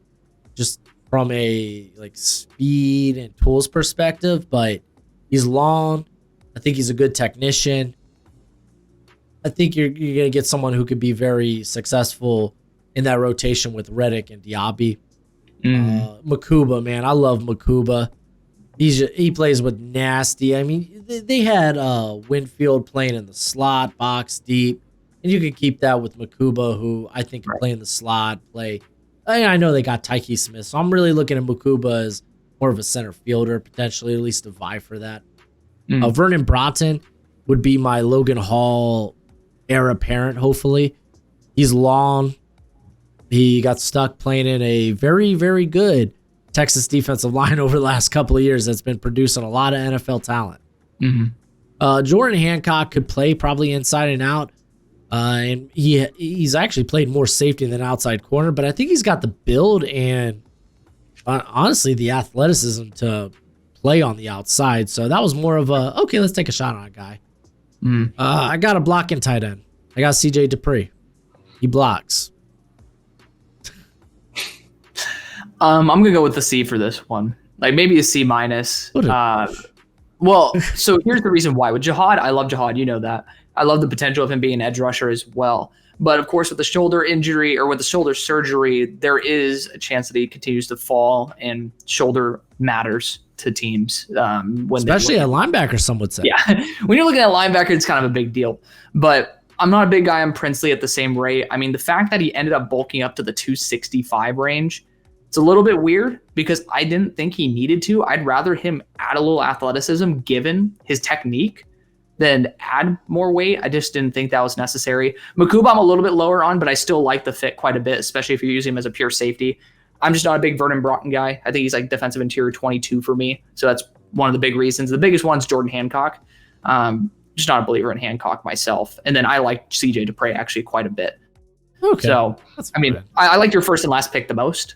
And it's just like only like the realism aspect of Jahad Campbell that I'd have an issue with. Yeah. I mean, I know my draft strategy for the Bucs is like, this is a defensive heavy draft, and I don't know if there's something there at tight end, take a shot. Didn't take tight end until the end, so it took 234 picks to go offense. It did. But I mean, that's kind of what you need to do for the Bucs, man. That's where their primary area. Yeah, it's their area of need. So do you want to talk about Cam Ward yet, or? Yeah, let's talk about it. Do it. Let's do it. That was a really high pitch. Yeah. God damn. Yeah. It was really high pitch for me being 24. But regardless, starting out number 1, Cam Ward. Again, talked ad nauseum about it. He's the quarterback of the future. Let's just leave it there. Number 35, I think that there's still a massive need for a big X receiver who has a great release package, has really solid hands. And I think Jaden Higgins, he's my number 13 player in the class. It just adds up. At number 103, I really wanted to focus on edge, and even though there wasn't somebody who I've really believed in as like a day one starter, Quay Robinson as the athlete that he is just impeccable value. You're taking a massive shot because he didn't play a ton, but he's somebody in the few reps that he had. He is just an absolute monster. And I think he could be an off-ball linebacker as well. I think his best reps actually came when he ended up being like a quasi off-ball linebacker. Speaking of linebacker, when Jack Kaiser, who is my linebacker 2/3, I'm a big fan of Kaiser. He's just a high floor linebacker, smart, experienced, just a good player. A little bit undersized though, but good in coverage. Ended up having a good interception during the Senior Bowl during practices. Then at 141, I'm a big Jimmy Horn Jr. guy. So this is a very big my guy draft. Jimmy Horn Jr. is explosive. He's in that 170 to 180 range, like just somebody to add into that slot realm, and runs very good routes as well. Very hard to cover in one-on-one. And he's a fun blocker. Jalen Rivers, I honestly think that he's going to end up being a guard, and he could basically, imagine 35-inch arms at guard. He can take some time to develop, and you have 1 year for him to develop behind Zeitler. Then we have Mitchell Evans there at 178, a really solid tight end in terms of floor blocking. And post ACL tear, looked like less of an explosive athlete, but honestly, he ended up flashing towards the end of the year. And then Kobe King, really good testing for a guy who's 240 pounds. I really wanted to focus in that linebacker room to make sure that you got as much help as possible. So I give this, I'll wait for you to see what you think. I was probably, given that they don't have a third rounder, I was going to go A. You got your quarterback of the future. I love the Jaden Higgins pick. Yeah. I think the first two picks are home runs. Robinson, I get betting on the potential. And if you're an NFL coach, you're going to love position coach, you're going to be like, yeah, no, I could develop this guy. Yeah. I think Jimmy Horn's actually a really subtle and really good player to throw in there in the slot. I know I might not love Jimmy Horn, but in terms of the role, I'm like, okay, I could see it. They have one of the worst linebacker cores in football. I think they added Cody Barden. Yeah. Right? They need more. So double dipping on linebacker felt right. Technically triple dipping because they'll talk about Trey. Yeah, right. Or Quay being potential linebacker.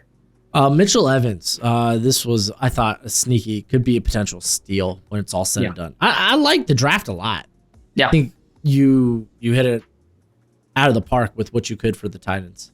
Thank you. I would also stick at that A mark because it was a big my guy draft. Like every pick was a my guy.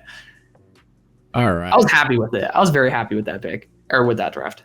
I just wish that I got a higher floor edge.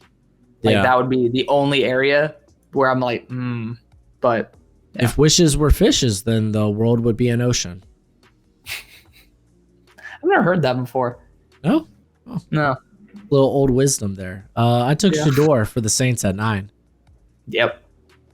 He's got to go somewhere, and with Derek Carr going down, I feel like that's the perfect excuse. It sounds like teams are firmly believe that the Saints won't take a quarterback. Probably not, is what it is, but they said that they were more open to it post Carr injury. They said they weren't. I mean, we'll see how it plays out. Like Shador's landing spot's a total mystery right now. Yeah, just is. I love the Donovan Jackson pickup. I don't care if he ends up being a guard or a tackle. Yes. Yeah. Just yes. Yeah. I need both. Corners flew off the board. I knew if I didn't take it at 40 or at 9, 71, I'll be lucky. I took Will Johnson already. Yeah, right. So like at 71, it was like I knew I had if Jacob Parrish is there, I should probably take him. He's got inside-outside flexibility. He just another guy that willing to play physical. He's got that stocky frame. Deion Walker, 93. This just hopefully everything checks out with his back. It was just kind of better on a dude that is a nimble mover. Who's there? Staley? Yeah. He has a nice healthy mix of stunts and blitzes. Yeah. This is my stunted option. Would I prefer a guy that could probably stop the run? Yes, but those guys weren't available to me, unfortunately. I love this Torrey Horton pick. It's very good. They needed size, and they got a guy that has size and can stretch the field. Again, it's not even prospect fatigue. It's just we forgot about him because he got hurt. Yep. That's just kind of where we're at. Trevor Etienne, I wanted just a little spark plug in the backfield there with Kamara. Golly, I was blanking on his name. Don't worry. I've been blanking on some stuff too. We're a couple hours in. We're good. Yeah, right. Ty Hamilton, just one of these typical Ohio State players that they can play the run well. He is, I think, around that 300 though, so not exactly the beefy guy I wanted, but what can you do, man? What can you do? Fadil Diggs, I like a lot as a DPR. Just pin your ears back, fly off the edge, and go impact the passer. Yeah. I think he could do that. And then Teddy Buchanan, man. Yeah. Linebacker that could he's gonna be at the very least a sub package guy in passing situations, because that's just what he excelled at California, but he's also got a good grip of special teams experience. Yeah. I'd rock a C on this one. Dude. Lean C minus. Dude. But I mean, you were given a tough set of cards. Like, you couldn't get Will Johnson at 9. You couldn't even get Savone Ravel at 40, because remember at 37 I ended up taking him. Like, you had you are not given the ability to have a legitimately great draft. I'm not a big the best guy. That I could, Alex. Right. Yes. I get it. The Dion Walker pick wasn't ideal. So that's where I'm going to get. In hindsight, I think you had the potential. Yeah, in hindsight, it was like immediate too. I was like, shouldn't have done that. Well, because we did days 1 and 2 on the same day, and we completed day 3 on a different one, and I could tell that you were pissed about the Dion Walker pick. So I think you'll agree with me with that sentiment. Like, I'm not a big guy in Shedeur. I'd rather just go Spencer Rattler and then see whatever the hell I can get there. Donovan Jackson, I love that pick. I mean, that's the reason why it's a C instead of a D. Jacob Parrish, I like Jacob Parrish a lot. I think he fits physicality-wise, man coverage-wise. I say he identifies as Velcro. Like, he really likes to stick to receivers. Like, he's fun. Dion, you said it. We all know that one was like, that's the big sticking point. Torrey Horton, if he stays healthy, is great. I call him Rack God. That was like my short description of him coming into the year. I just say like ankles fear Torrey Horton. And so hopefully post injury, that's the same. Trevor Etienne's a great pickup. I'm not a fan of Ty Hamilton at all. Even though it's 184. I mean, it's just like, undersized. I don't know if he's going to be in the NFL. Fadil Diggs, love that one. And Teddy Buchanan, I mean, at 254, it's pretty wishful thinking that he'll be taking like legit reps, but still tested out well. Cal's defense, like similar to how on some like really good defenses, you just got to take guys from it. I think that Cal's defense this past year overperformed based on how good they trained their talent. And there you go. I think that's a good one. Yeah, I don't disagree with this pick at 9 either. Like, you were given a bad set of cards, dude. Like, it was not easy, but I would have went at number 9. If I'm the Saints, just get Garrett Nussmeier, pair him back up with his daddy next year. Well, I mean, funnily enough, like that you mentioned it, I did a 2026 draft where I had Shedeur going in my 2025, and I traded Shedeur and ended up drafting Garrett. Oh, that's fun. So it's not the end all be all, but yeah. Of course not. I'm also doing 2027 right now on the side. Houston Texans. Texans. So offensive line with Kelvin Banks, the value is too good. I don't think I used to say offensive line was like necessity. I think it's a little bit blown out of proportion. You look at the quantity of guys they brought in, it's pretty clear they don't want to have to pick offensive line at 25, but they're also open to it. And that's a great place to be. And with Kelvin Banks, the value is there. I think that's a home run hitting move. You could go Josh Simmons if you want. I have Josh higher, but Kelvin Banks feels like the more realistic pick. Regardless, you get a great offensive lineman who's going to be your starter for the next 10. At 58, Jack Besh. If you guys know me, Jack Besh is my favorite wide receiver in the class. Perfectly able to work in the slot, reliable, great hands, and you need wide receiver help. It all checks out.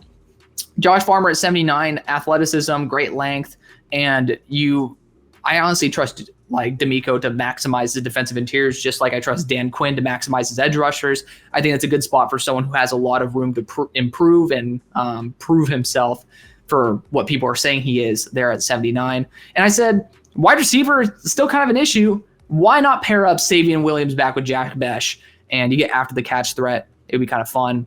And then you have a big gap.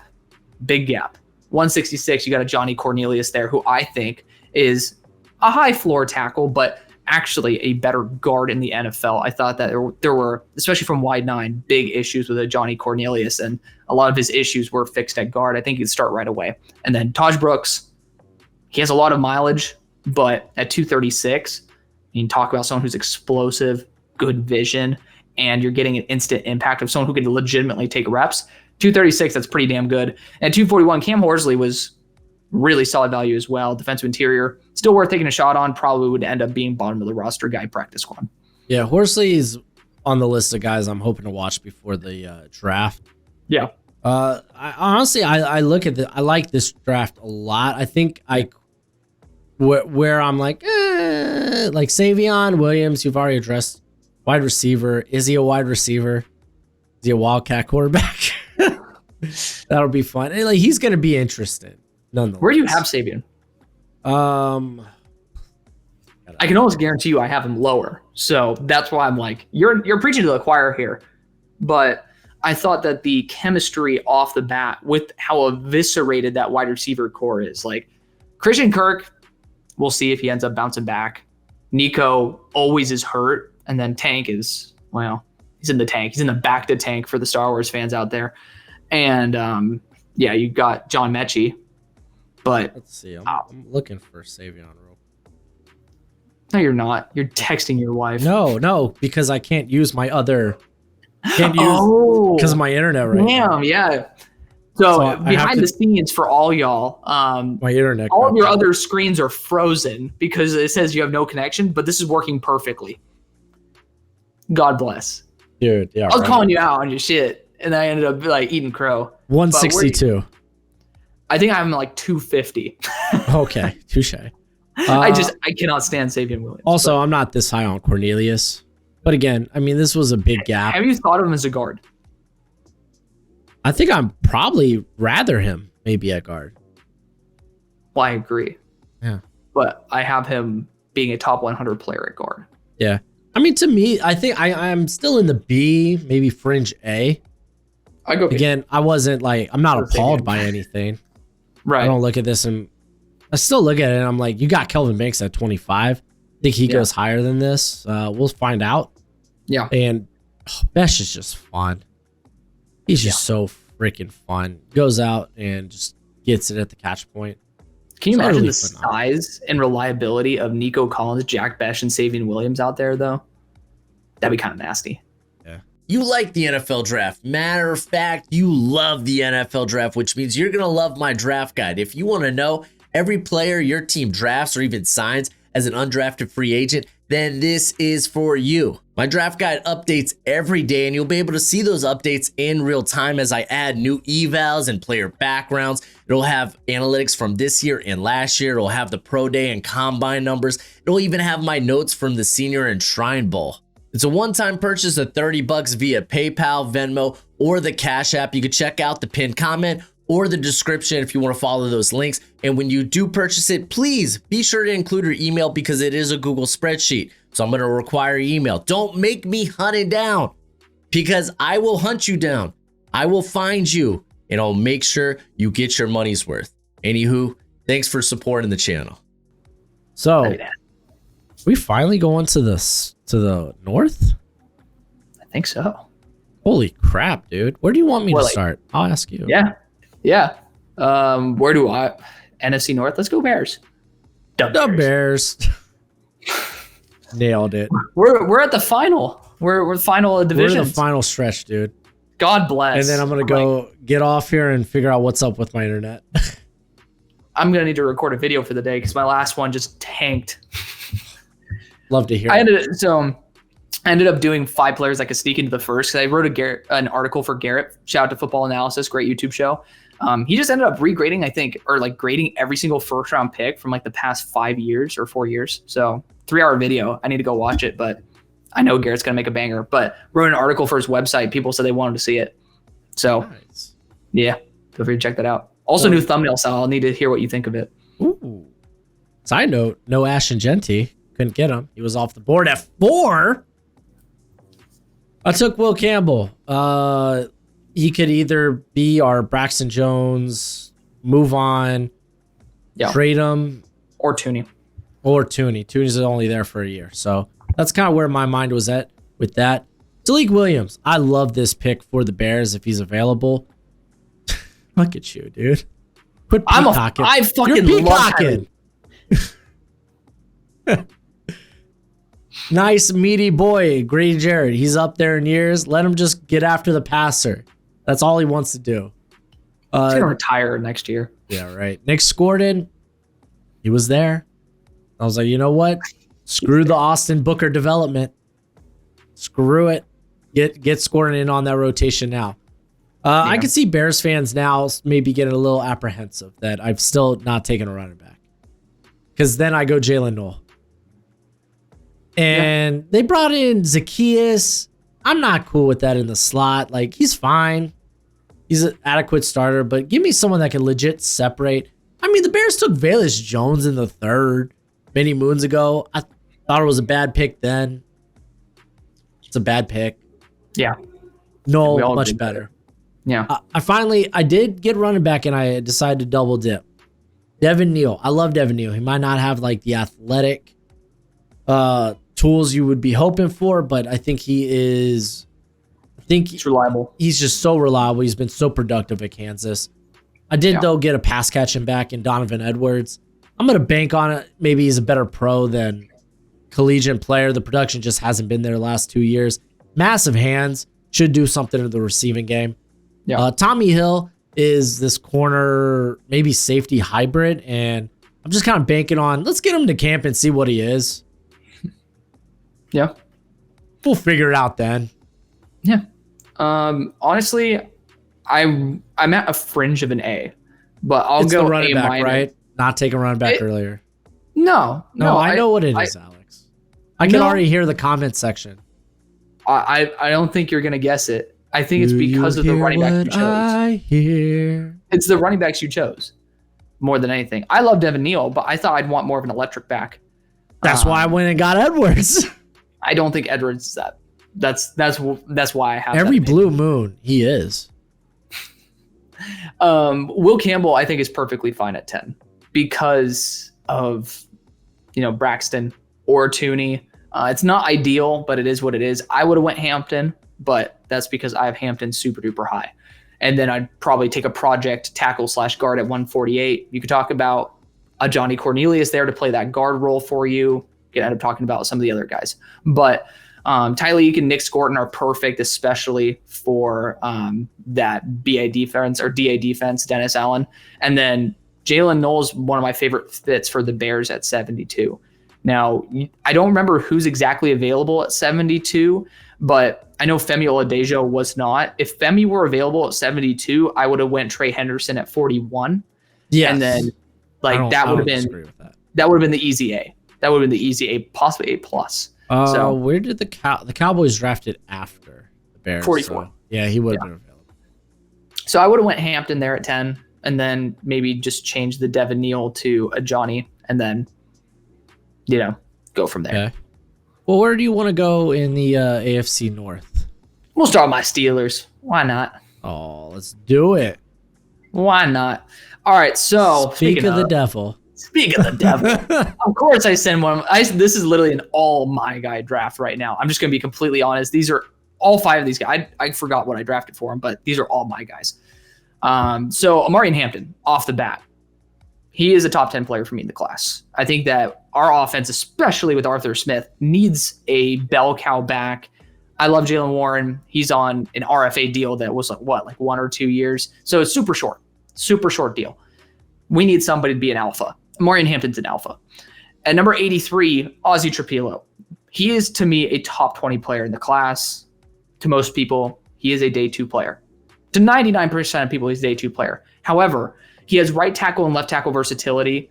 I would say use him at right tackle, because how many freaking left tackles do we have to draft to put him at right tackle? Just get a damn right tackle, for Christ's sakes, man. So we got a right tackle there. Broderick Jones, we don't even know if he can play at this point. And then hopefully, fingers crossed, maybe he can play and they can kick in one of these guys to guard. But Fontenot, yeah. And Troy, he can end up playing either guard or left tackle, depending on what he is healthy for. At 123, I wanted to get some competition for either the boundary or the slot. The thing is, you have time to develop him. Because I said Jalen Smith's such a good fit for Philly, bring him with Darius Slay. You can end up actually having a little bit of mentorship there from a system that is a little bit translatable. So I really love that. Jalen Smith's a big my guy, great run defense. He can either replace Beanie Bishop, or if he can really stick it on the outside, he can be your guy for the long haul. Then you got Riley Mills, defensive interior. I could already hear everyone saying, get defensive interior. I get it. Riley Mills, to me, is a top 120 player in the draft.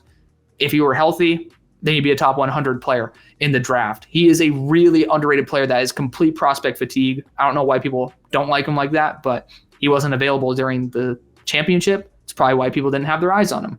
Great player. And then 185, assuming that we end up getting Aaron Rodgers, we might not. I mean, even if we don't, like, especially if we do, Max Brosmer's perfect because his high-level throws are just jaw-dropping. But the dude needs a bit more time to get his head on his shoulders, if you will. And if you have Aaron Rodgers there as a mentor, I feel like that is something that could legitimately end up being to where it's like, oh, can this guy actually compete for a starting job? The high-level throws are just jaw-dropping. And at 229, Odell Fortune is someone who I have graded as, like, a legit earlier day 3 player. He actually had a very good year for South Carolina. And again, another player that just had some prospect fatigue. And, you know, you have another guy who's depth at that boundary position for the long haul. Yeah, I mean, he gives you some Cam Smith vibes, which scares me. So, I mean, 229, I think you'd like it a lot more than where you drafted him. Honestly, yeah. I'll just say, I'll put that out there. I love the Riley Mills pickup. I really do. I know. We're both Riley Mills suckers. I've been on that boat for, since last year, actually, when I thought he was going to come out. Yeah. Jalen Smith, I think, ends up probably competing at slot. He I would, I think he would start over Beanie. Yeah, but well, I mean, there's him, Beanie, and then they brought in Equals, too. Yeah, Brandon. I will say this. Jalen played some safety reps and looked really good at it as well. So I just love getting that chess piece there. Yep. Trapillo, I'm on board with that pick. Yeah. Because, like, at this point, Broderick Jones is like, golly, dude. It's not good. Yeah, maybe we should just stuck and taken freaking Gonzo. Oh. God, dude. Y'all traded up, too, for Jones, right? Don't even start with that. I mean, we did it to fleece the Jets. Yeah. Oh. Hampton at 21 is nice, too. It's a running back. Yeah. Yeah, I get it. You look at your running back room, it's what? Jalen Warren and Kenneth Gainwell? Yeah, KG. Yeah. KG's not bad. Not bad, but I mean, those aren't starting caliber players. No. For Arthur Smith's offense as well. I mean, you got to add that factor in there too. Yeah, Warren has to be healthy because that's why he's not really been on the field last couple of years, right? I mean, it's been a heavy rotation. Yeah, with him and Nashi. So I would probably lean B. Again, there's nothing that like sticks out to me that's like, cool. Which I am sure most sports fans could agree with me. If it just doesn't give you that whole feeling. Then you're not going to give it an A. I can't give it an A. It's on all my guy drafts, so of course I'm going to give it an A. Oh, absolutely. Absolutely. But let's move on. Where do I want to go? I'm going to go to Minnesota. A lot of picks here, though. A lot of picks, dude. I don't know if I have the time to go over all this. I love Gray Zabel. Yeah. He's immediately going to push for that left guard spot. And I'm going to feel really good if Will Fries if Ryan Kelly goes down. Mm-hmm. Sorry, I got my Indianapolis offensive lineman confused. Yeah. Because Ryan Kelly, I don't think he's played a full year in like 2 or 3 seasons. You throw Zabel at center. You love that versatility. Yep. 97, I figured if I didn't go corner early, I wouldn't like what was available to me at 139. So I took Noel Williams. I think he's a good press corner. Yeah. Quinn Ewers. Listen, I mean, this is a dude that used to have some buzz. Well, it wasn't pretty last year. But there's no denying he's got some arm talent. He's got a live arm. Maybe you can develop that. You don't know what exactly you have in JJ. Am I saying this guy's going to start over JJ? I hope not. No. I hope never. But it's me taking a shot just because you don't know what you got in McCarthy. RJ Mickens. I love Mickens. I think he's a do-everything safety. He tested out way better than I expected. He can be a bit over-aggressive, and that's mainly shown in his tackling, where occasionally he'll slip off. Other times, targeted. So it's like, but he's got a lot of special teams experience. He's got a lot of starting experience. I don't know exactly what they have in Theo Jackson, but apparently they're confident enough to extend him. We'll see. It was pick 187. Did what I could. Yeah, I'd rock a B+ on this one. Gray Zabel's a top 10 player for me in the class, which call it crazy, but I mean, I just think he's fantastic. Noel Williams, I'm not a big fan of Noel overall, but there's certain systems that I love him in. This is one of them. So Yeah, I think part of me I liked Marcus Harris better. Yeah. Noel had the better size. He had the playmaking. He's better press reps. Yeah. I mean, he has Noel Williams. They may be few and far between, but he has those reps that are like, oh, whoa. Like he like stuffs a receiver. Quinn Ewers, I love it. That might be my second favorite pick. It is my second favorite pick because worst case scenario, you whiff. But Kevin O'Connell's a quarterback whisperer. Best case scenario, can he compete? I don't think that's even the best case scenario. I think the best case scenario is you can trade him away, and then you end up flipping an early fifth, late fourth, and into maybe a third round pick with something in the future, or maybe it's a future four. But at least you have a quality backup that you're renting essentially for free. So I like that. RJ Mickens, I'm not as high on him as you, but he makes those splash plays. It's worth it at 187. Yeah. Let's Where do you want? Let's go Baltimore. Baltimore? Yeah, let's rock Baltimore. Right. As they say in Baltimore, fly Ravens fly. Dude, I like this off the bat. Holy shit. Hello. By the way, that was a joke. Fly Ravens fly was a joke. Play the joke. I don't want people thinking that your IQ is sub triple digits. Yeah, right. Nick Eamon-Wari off the bat. I mean, if you can play him as a deep safety, which this team would, because nobody on planet Earth would put Nick Eamon-Wari in the box over Kyle Hamilton. My God, just treat Nick Eamon-Wari as a rangy free safety that just randomly has 6'3", 220 on him, and you're gonna have probably the best safety duo in the NFL. Just gonna put that out there. I have that faith in him. Not many do.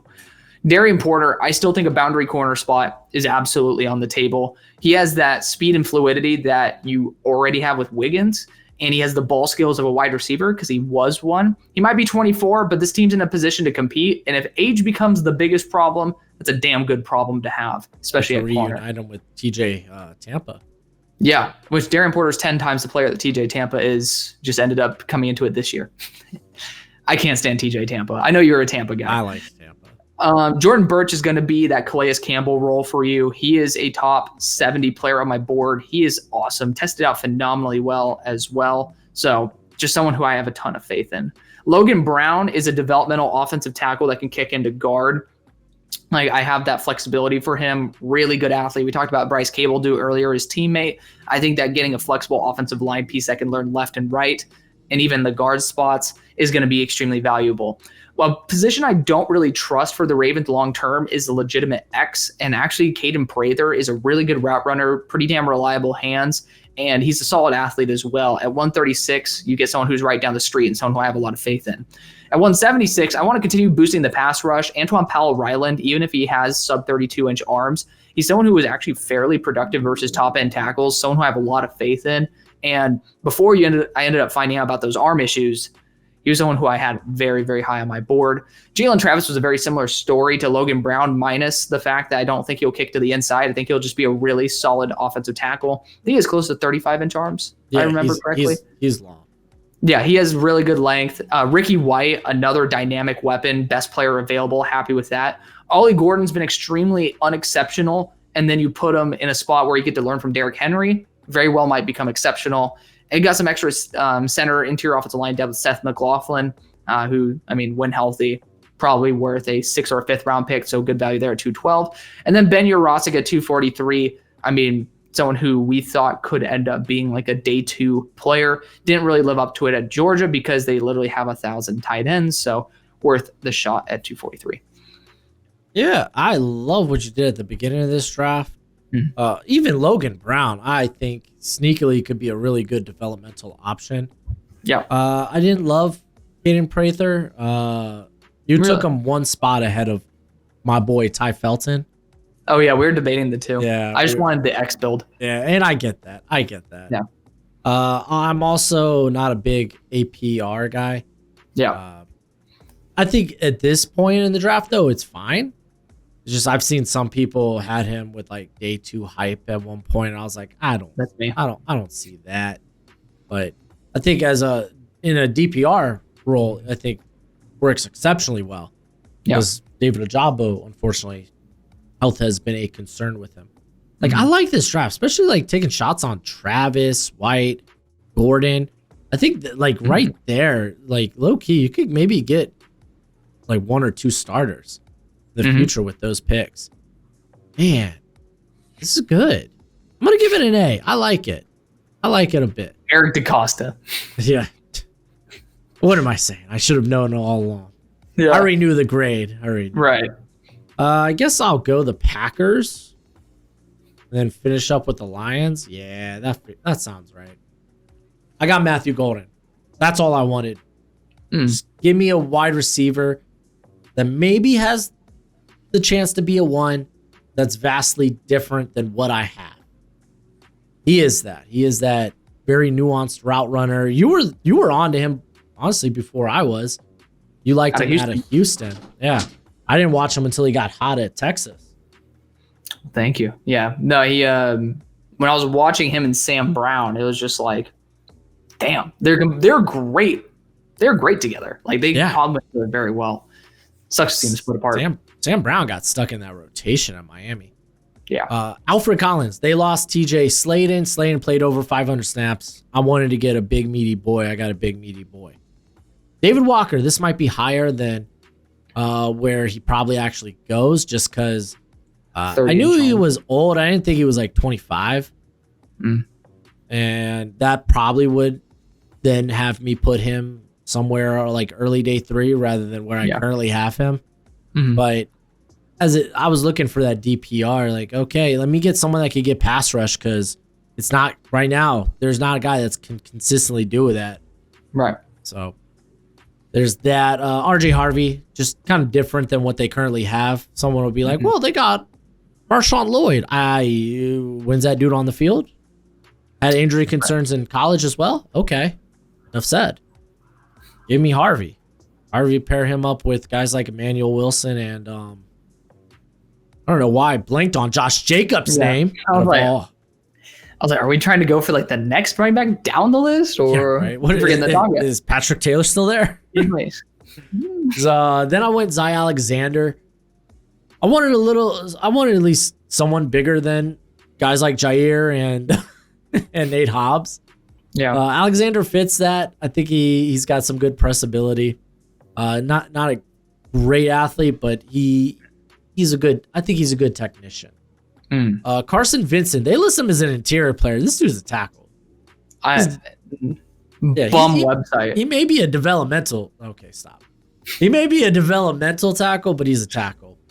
So I don't know if you know this. The Packers, they have a way of finding day 3 starting tackles. This is true. Which you now have coming up on contracts. Tonka Hemingway, man. I like Hemingway a lot, and figured maybe he could be more athletic. Carl Brooks. But I also loved Carl Brooks coming out. So I don't know how much. I don't know if I want to see them compete. Daquan Felton, he honestly tested better than I thought. Because I didn't think he was fast, but he was smooth. But tested out faster than I expected. Big body. They didn't really have that. With Watson hurt, they need that. So felt a need. Fit a need. I'd give it a C. I love the Matt Golden pick. Yeah, I'm just gonna be honest. Not a fan of the Alfred Collins pick. At that same rate, I don't think defensive interior, like, I didn't see the value there, especially for David Walker as well. RJ Harvey, I feel like all those were out of range where I didn't feel comfortable. Zy Alexander, I want him to have a safety upside because I think his zone coverage ability is good. I think he gets exposed in one-on-one. Carson Vincent's my favorite pick that you did, because I think it's spot on. I see tackle potential with him. He has over 35-inch arms. Like, he's built to play well. Tonka, I mean, you're just adding extra rotation to the defensive line. That's fine. And Daquan Felton, I think it's good value there, especially. So it's just primarily the second and third and fourth round. That was like, I mean, I get it. Not all of us. I really wanted a corner. Not all of us are cultured. I wanted a corner much earlier. I'll just put. All right. What orange team are you going with? We'll go Bengals. I want to end off on the Browns. Said nobody ever. Save the best for last. All right, you tell Bengals fans why you didn't go defense with pick 1. So, because I care a lot more about your quarterback than your defense, if I'm just going to be completely honest, because your team could have a good defense. If your quarterback's hurt, they're not doing jack shit. So just going to put that out there. But I still end up going after defense for you guys quite often. I still think Tyler Booker's fantastic. I mean, imagine the size. Orlando Brown, Tyler Booker. I mean, you're adding beef to that line. Marius Mims. Like, you're building a fortress, which you need to because you've been neglecting it, especially because your guards are absolute cheeks, which, by the way, you're going to like at pick 119, but we'll get there in a minute. Al Golden, I still didn't want to leave him hanging. I gave him Xavier Watson, Jack Sawyer. And at 81, if you're getting a slightly better version of Sam Hubbard, that's better than what you got.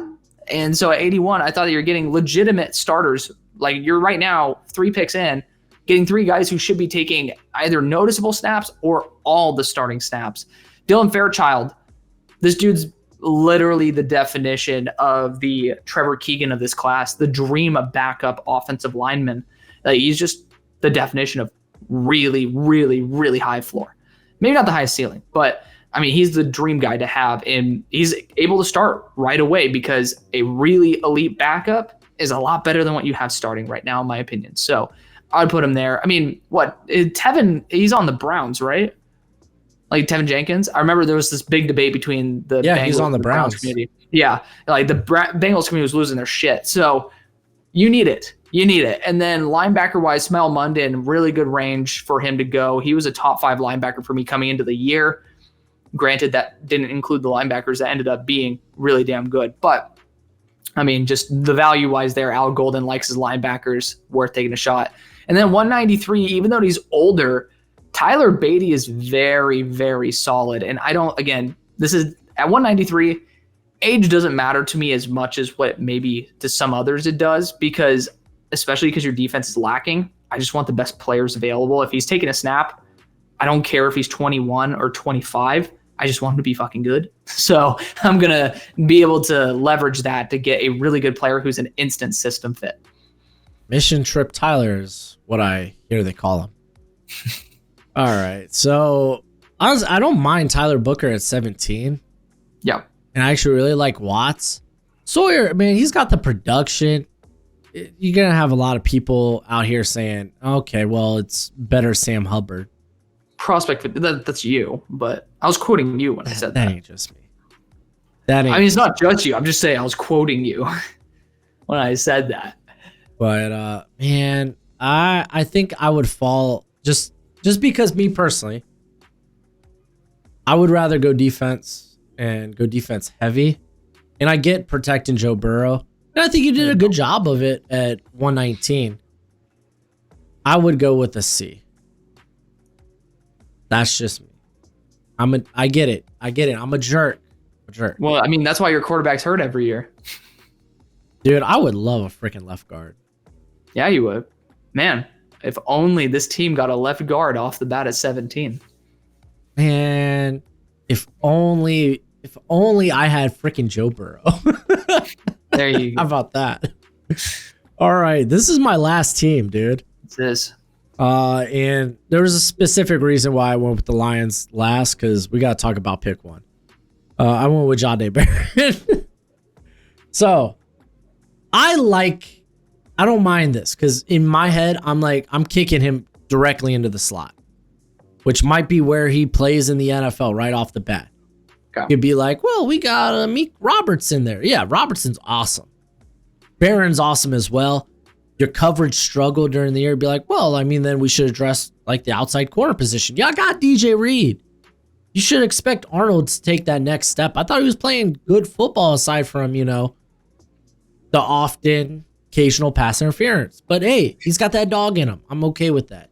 And you got the best safety tandem in the league. So I felt like this addressed that need of, okay, we need to help the secondary.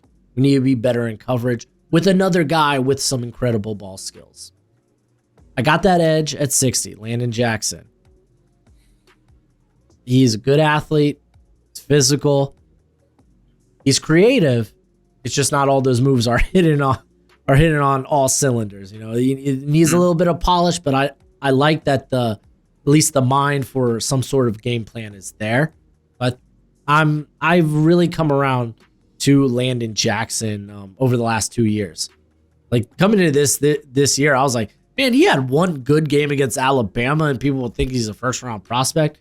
And then every game he was just reliable and solid. And I was like, okay, maybe he is good. I love this Miles Frazier pick.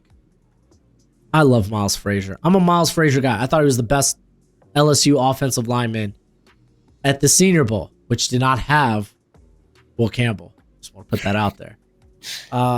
In this, he's playing guard, which is fine. Glasgow kind of had a down year. Maybe he's better depth at this point in his career. I did get someone that could stop the run, play the nose in Jordan Phillips. They have Broderick Martin. He hasn't really done much there. And I feel like with Aleem McNeil probably likely out for the first 6 to 8 weeks of the season, we might want to get some depth in the draft to kind of help fill that. So much so that I double dipped. But really, with Pegues, it's like, okay, if Ben Johnson's gone, maybe his creativity isn't. And I don't know if you know about Pegues. He had like 7 rushing touchdowns last year or something. It was crazy. Dude, I think that's just a fun prospect you could have some sort of fun with. Yeah. Kobe Hudson is an outside player that, well, he could probably play in the slot too, but for me, it's like he can be a possession guy. He can be someone that can win on the contested catch downfield. Basically, I was thinking, this team was good when they had like Josh Reynolds. He could be a Josh Reynolds type. I know that they got Tim Patrick, but you never know when injury can occur, unfortunately, with Tim Patrick. Right. Good player went on the field. Then Mullins here is, well, we saw David Montgomery get banged up a few times. I just wanted a big bruiser. And fun fact, used to play linebacker, so hey, man, they got fun with, was it Malcolm Rodriguez? He was playing a little bit of fullback. Yeah. Who's to say you can't do that with Mullins? Who's to say you can't have fun? This draft was about fun. Yeah. Do it. Do it. I know you don't like that Barron pick. I'm floating between an F and a D. Dude, ain't no way. That's a solid. Yeah. Like, even if you take the Barron pick out of account, that's a good draft. I'm just going to be honest. I'll go D to be polite. I'm not even saying that's an A. I'm going D-. I think this is like a B-C draft, at least. Yeah, I would say D- for me. Jade. Who do you hate? So Jade doesn't make any sense to me at all. I mean, you explained it so much that I could tell that you're trying to win over my mind. Dude, and are you kidding? He can be a slot defender. I'm not saying he could go out there and play man on the outside. 2 picks last year on guys. Ennis Rakestraw ain't no bum. Like, he just needs a little bit more time. You're gonna get needs a little bit more time. Okay, he's playing on the outside. You have 4 starting corners right now, including 2 that can play in the slot. Technically 3. Technically 4. I mean, all 4 of them could play in the slot. Talk about Rakestraw? Yeah. Rakestraw ain't starting nothing. We haven't seen, he's unproven. We haven't seen anything from him. I'm saying you have 4 starting quality. Maybe you could say 3. You have 3. I would say Robertson, yeah, sure. Reed is good. Arnold's good. You have 3 starters, plus a 4th that could be a starter. And then you have Jade, who I don't think is remotely close to the talent level of like Terry and Arnold level, which similar draft range. But I would say he doesn't bring the physicality that Arnold or Rakestraw did. Disagree. If you're talking about in coverage, sure, he's not but remote. if you're putting this dude in slot, he can play the run like that. He can. But I'm saying, like, in coverage, he doesn't bring the same level of intensity that the rest of the corners do. Which is fine. He did in the slot at Texas. That's not the reason why. I just say I disagree with the pick at 28. I'm not saying that's like, I'm drafting a slot corner, Alex. I don't think Landon Jackson's all that. So that's also on top of that. I don't also mind at 60. He's got 20. Yeah, I mean, it's at 60. I mean, it's just a difference of opinion at that point. Miles Frazier, I like him a lot. So I'm not going to disagree with that. I do not like Jordan Phillips. I think that's 130 though. Yeah, I don't like Jordan Phillips. At 130 though. Yeah, I mean, I just don't. I don't like it. I don't think Jordan Phillips is a very good player. I think he's very overrated. Pegues is fun. But then the other day 3 picks with Hudson and Mullings, like, I don't think Hudson will get any reps, and I like Hudson quite a bit. I don't think Mullins would touch the field. I don't think you would be in a bad situation if any of those players. I don't know if you get a single snap outside of round 2. I bet you Mullins is playing special teams. That's what I'm saying. I don't think you get a single offensive or defensive snap outside of round 2, and I don't know if you're getting more than 100 snaps out of round 2. Detroit's a good more than 100. That's what I'm saying. Like for me, I'd guarantee you Landon Jackson's playing like 500 snaps for this squad. Well, I'd prioritize offensive guard. I'd prioritize edge rusher. Like I don't think Landon Jackson's all that personally, so that's why I'm a little bit lower on that. I would not. Cornerback would be probably close to the bottom of the list for me. I disagree. This is one of the worst. Let me confirm this before I say it out loud. Yeah, I might hold up. Because you got a lot of guys who are young and developing. You add in a seasoned veteran and DJ Reed. I love that pickup, by the way. Reed?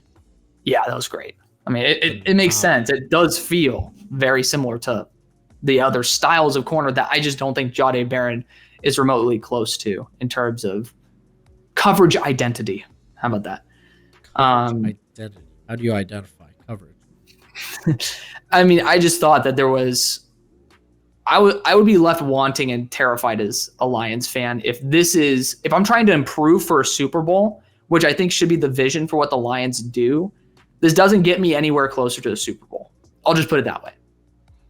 Like I like the individual players. Like I like Barron. It was penalties where the coverage was not great. Yeah, I know. And that really more depends on the grabber development of Arnold. But. Right. So that's also, why the safeties were doing a lot of the heavy lifting when it came to coverage, which puts less need for the corners to carry. Which is why I wouldn't. I mean, to me, he was one of the best players available. I mean, he was. He absolutely is. Like at 28, that's what I was saying. Like the value for where Jahdae would have been. Makes sense. I think the other guy was Shamar Stewart. Yeah. Shamar. I think I would have gone Jahdae over Shamar. Yeah. But honestly, I think Trey Amos is a better fit than Jahdae Barron, because I would kick Terry into the slot at that point. But that's the thing. You would be kicking him into the slot. I'd be looking for a slot defender. Amos. Well, I already have 2 guys I trust in the slot. I'm saying if I'm taking a corner, I want somebody. I have more guys that I trust. Well, I don't want to say I trust Arnold completely, but you invested a first rounder. It's trust by we invested a lot. Association. Trust by association with the pick. So it's like I would look at it's like, okay, Robertson's a good vet, but that shouldn't stop us from trying to upgrade the position. Yeah, I mean, I don't see the value there, but that was not remotely the reason. I think that Barron and Frazier were my 2, and Peggy's were my 2 favorite. I just don't think this moves the team anywhere closer to like championship contention, where I would have went maybe in round 2, even after I don't know who is available at receiver, but like if you really want to make a ballsy move and say I'm going to make this team as competitive as possible, I would go for that or the guard in round 2, and then go from there. But I mean, again, that's assuming I'd go Shamar Stewart at 28. Okay, I will say this. We're going to go over the Browns, our final team. This might be an F out of malice. I'm just playing. I'm about to say, I'm like, hey, you can like I'm just unapologetic with those first 3 picks. I don't know. I don't know about that. I don't know. Start out with Abdul Carter. Of course, I saved this for last because I know I was going to be pretty happy with the outcome of this. I mean, Travis Hunter seems like the logical option at the moment based on what the news is. I think it's up in the air. We don't know. I mean, hell, Will Levis on the day of the draft ended up shooting up for number 1 overall odds. There's a lot of stuff going around right now. You never know. But I love the idea of pairing up Abdul and Myles Garrett for the future. Then you got Luther Burden at 33. I think the receiving core is pitiful. Like, honestly, it is pitiful. Like, you look at the depth, you're like, oh my God. It's bad. It's bad. I mean, pull up the wide receiver depth chart because my keyboard's so clear. Oh, my bad. Jerry Jeudy. Not to, it's like it's Cedric Tillman. I think then you have Jabari Thrash, and then I think David Bell's still on the roster. Making my point. You need some help. You need some help. And Luther Burden is great value right there. Caleb Johnson as well. Caleb Johnson, I mean, bell cow back, young, shown that he can have a large workload while also still having a lot of tread on the tires. Will Howard, I mean, literally just better Kenny Pickett.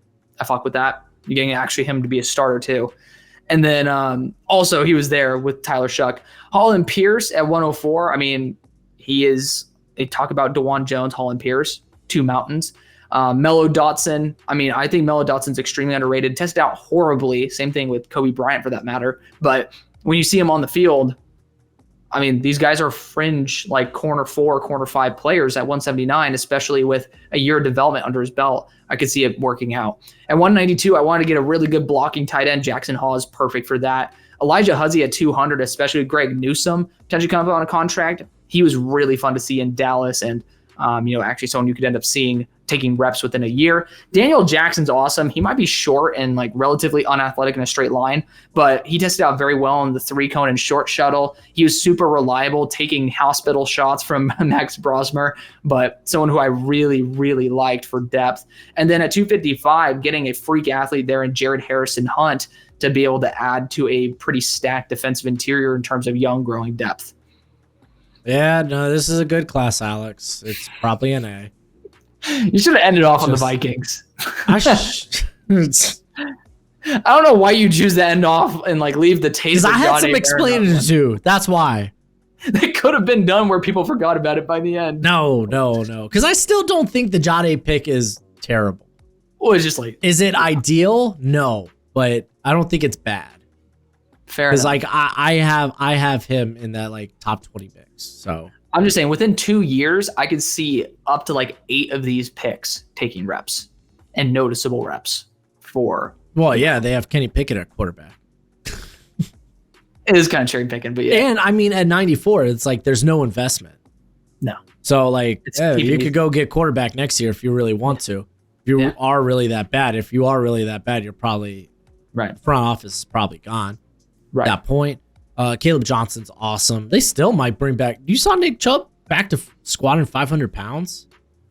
Squatting that way is just not good for your spine, FYI. Golly, but it's still a beast. Sexy as hell. Still a beast. I like Luther Burden. I kind of get worried you find yourself in this like Jerry Jeudy. How much of the slack can he eat up? But he played actually a lot on the outside. So I'm not that worried. It's a good problem to have. Yeah, over like, some would say cornerback being the most volatile position on defense, having a lot of good corners is a good problem to have. Alex went. Now I'm just spiteful, dude. I'm petty as hell. Hey, I went more corners, so I mean, that's fair. And honestly, like you go into the late rounds, like Haas is going to be contributing more often than not just because of what he can do as a blocker. Mm-hmm. The cornerback depth is needed. You have some free agents coming up next year.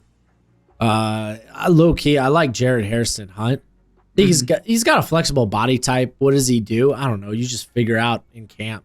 Figure out what he can do. Man. Yeah, and it's 255. Like you said, 255. I'm not gonna front.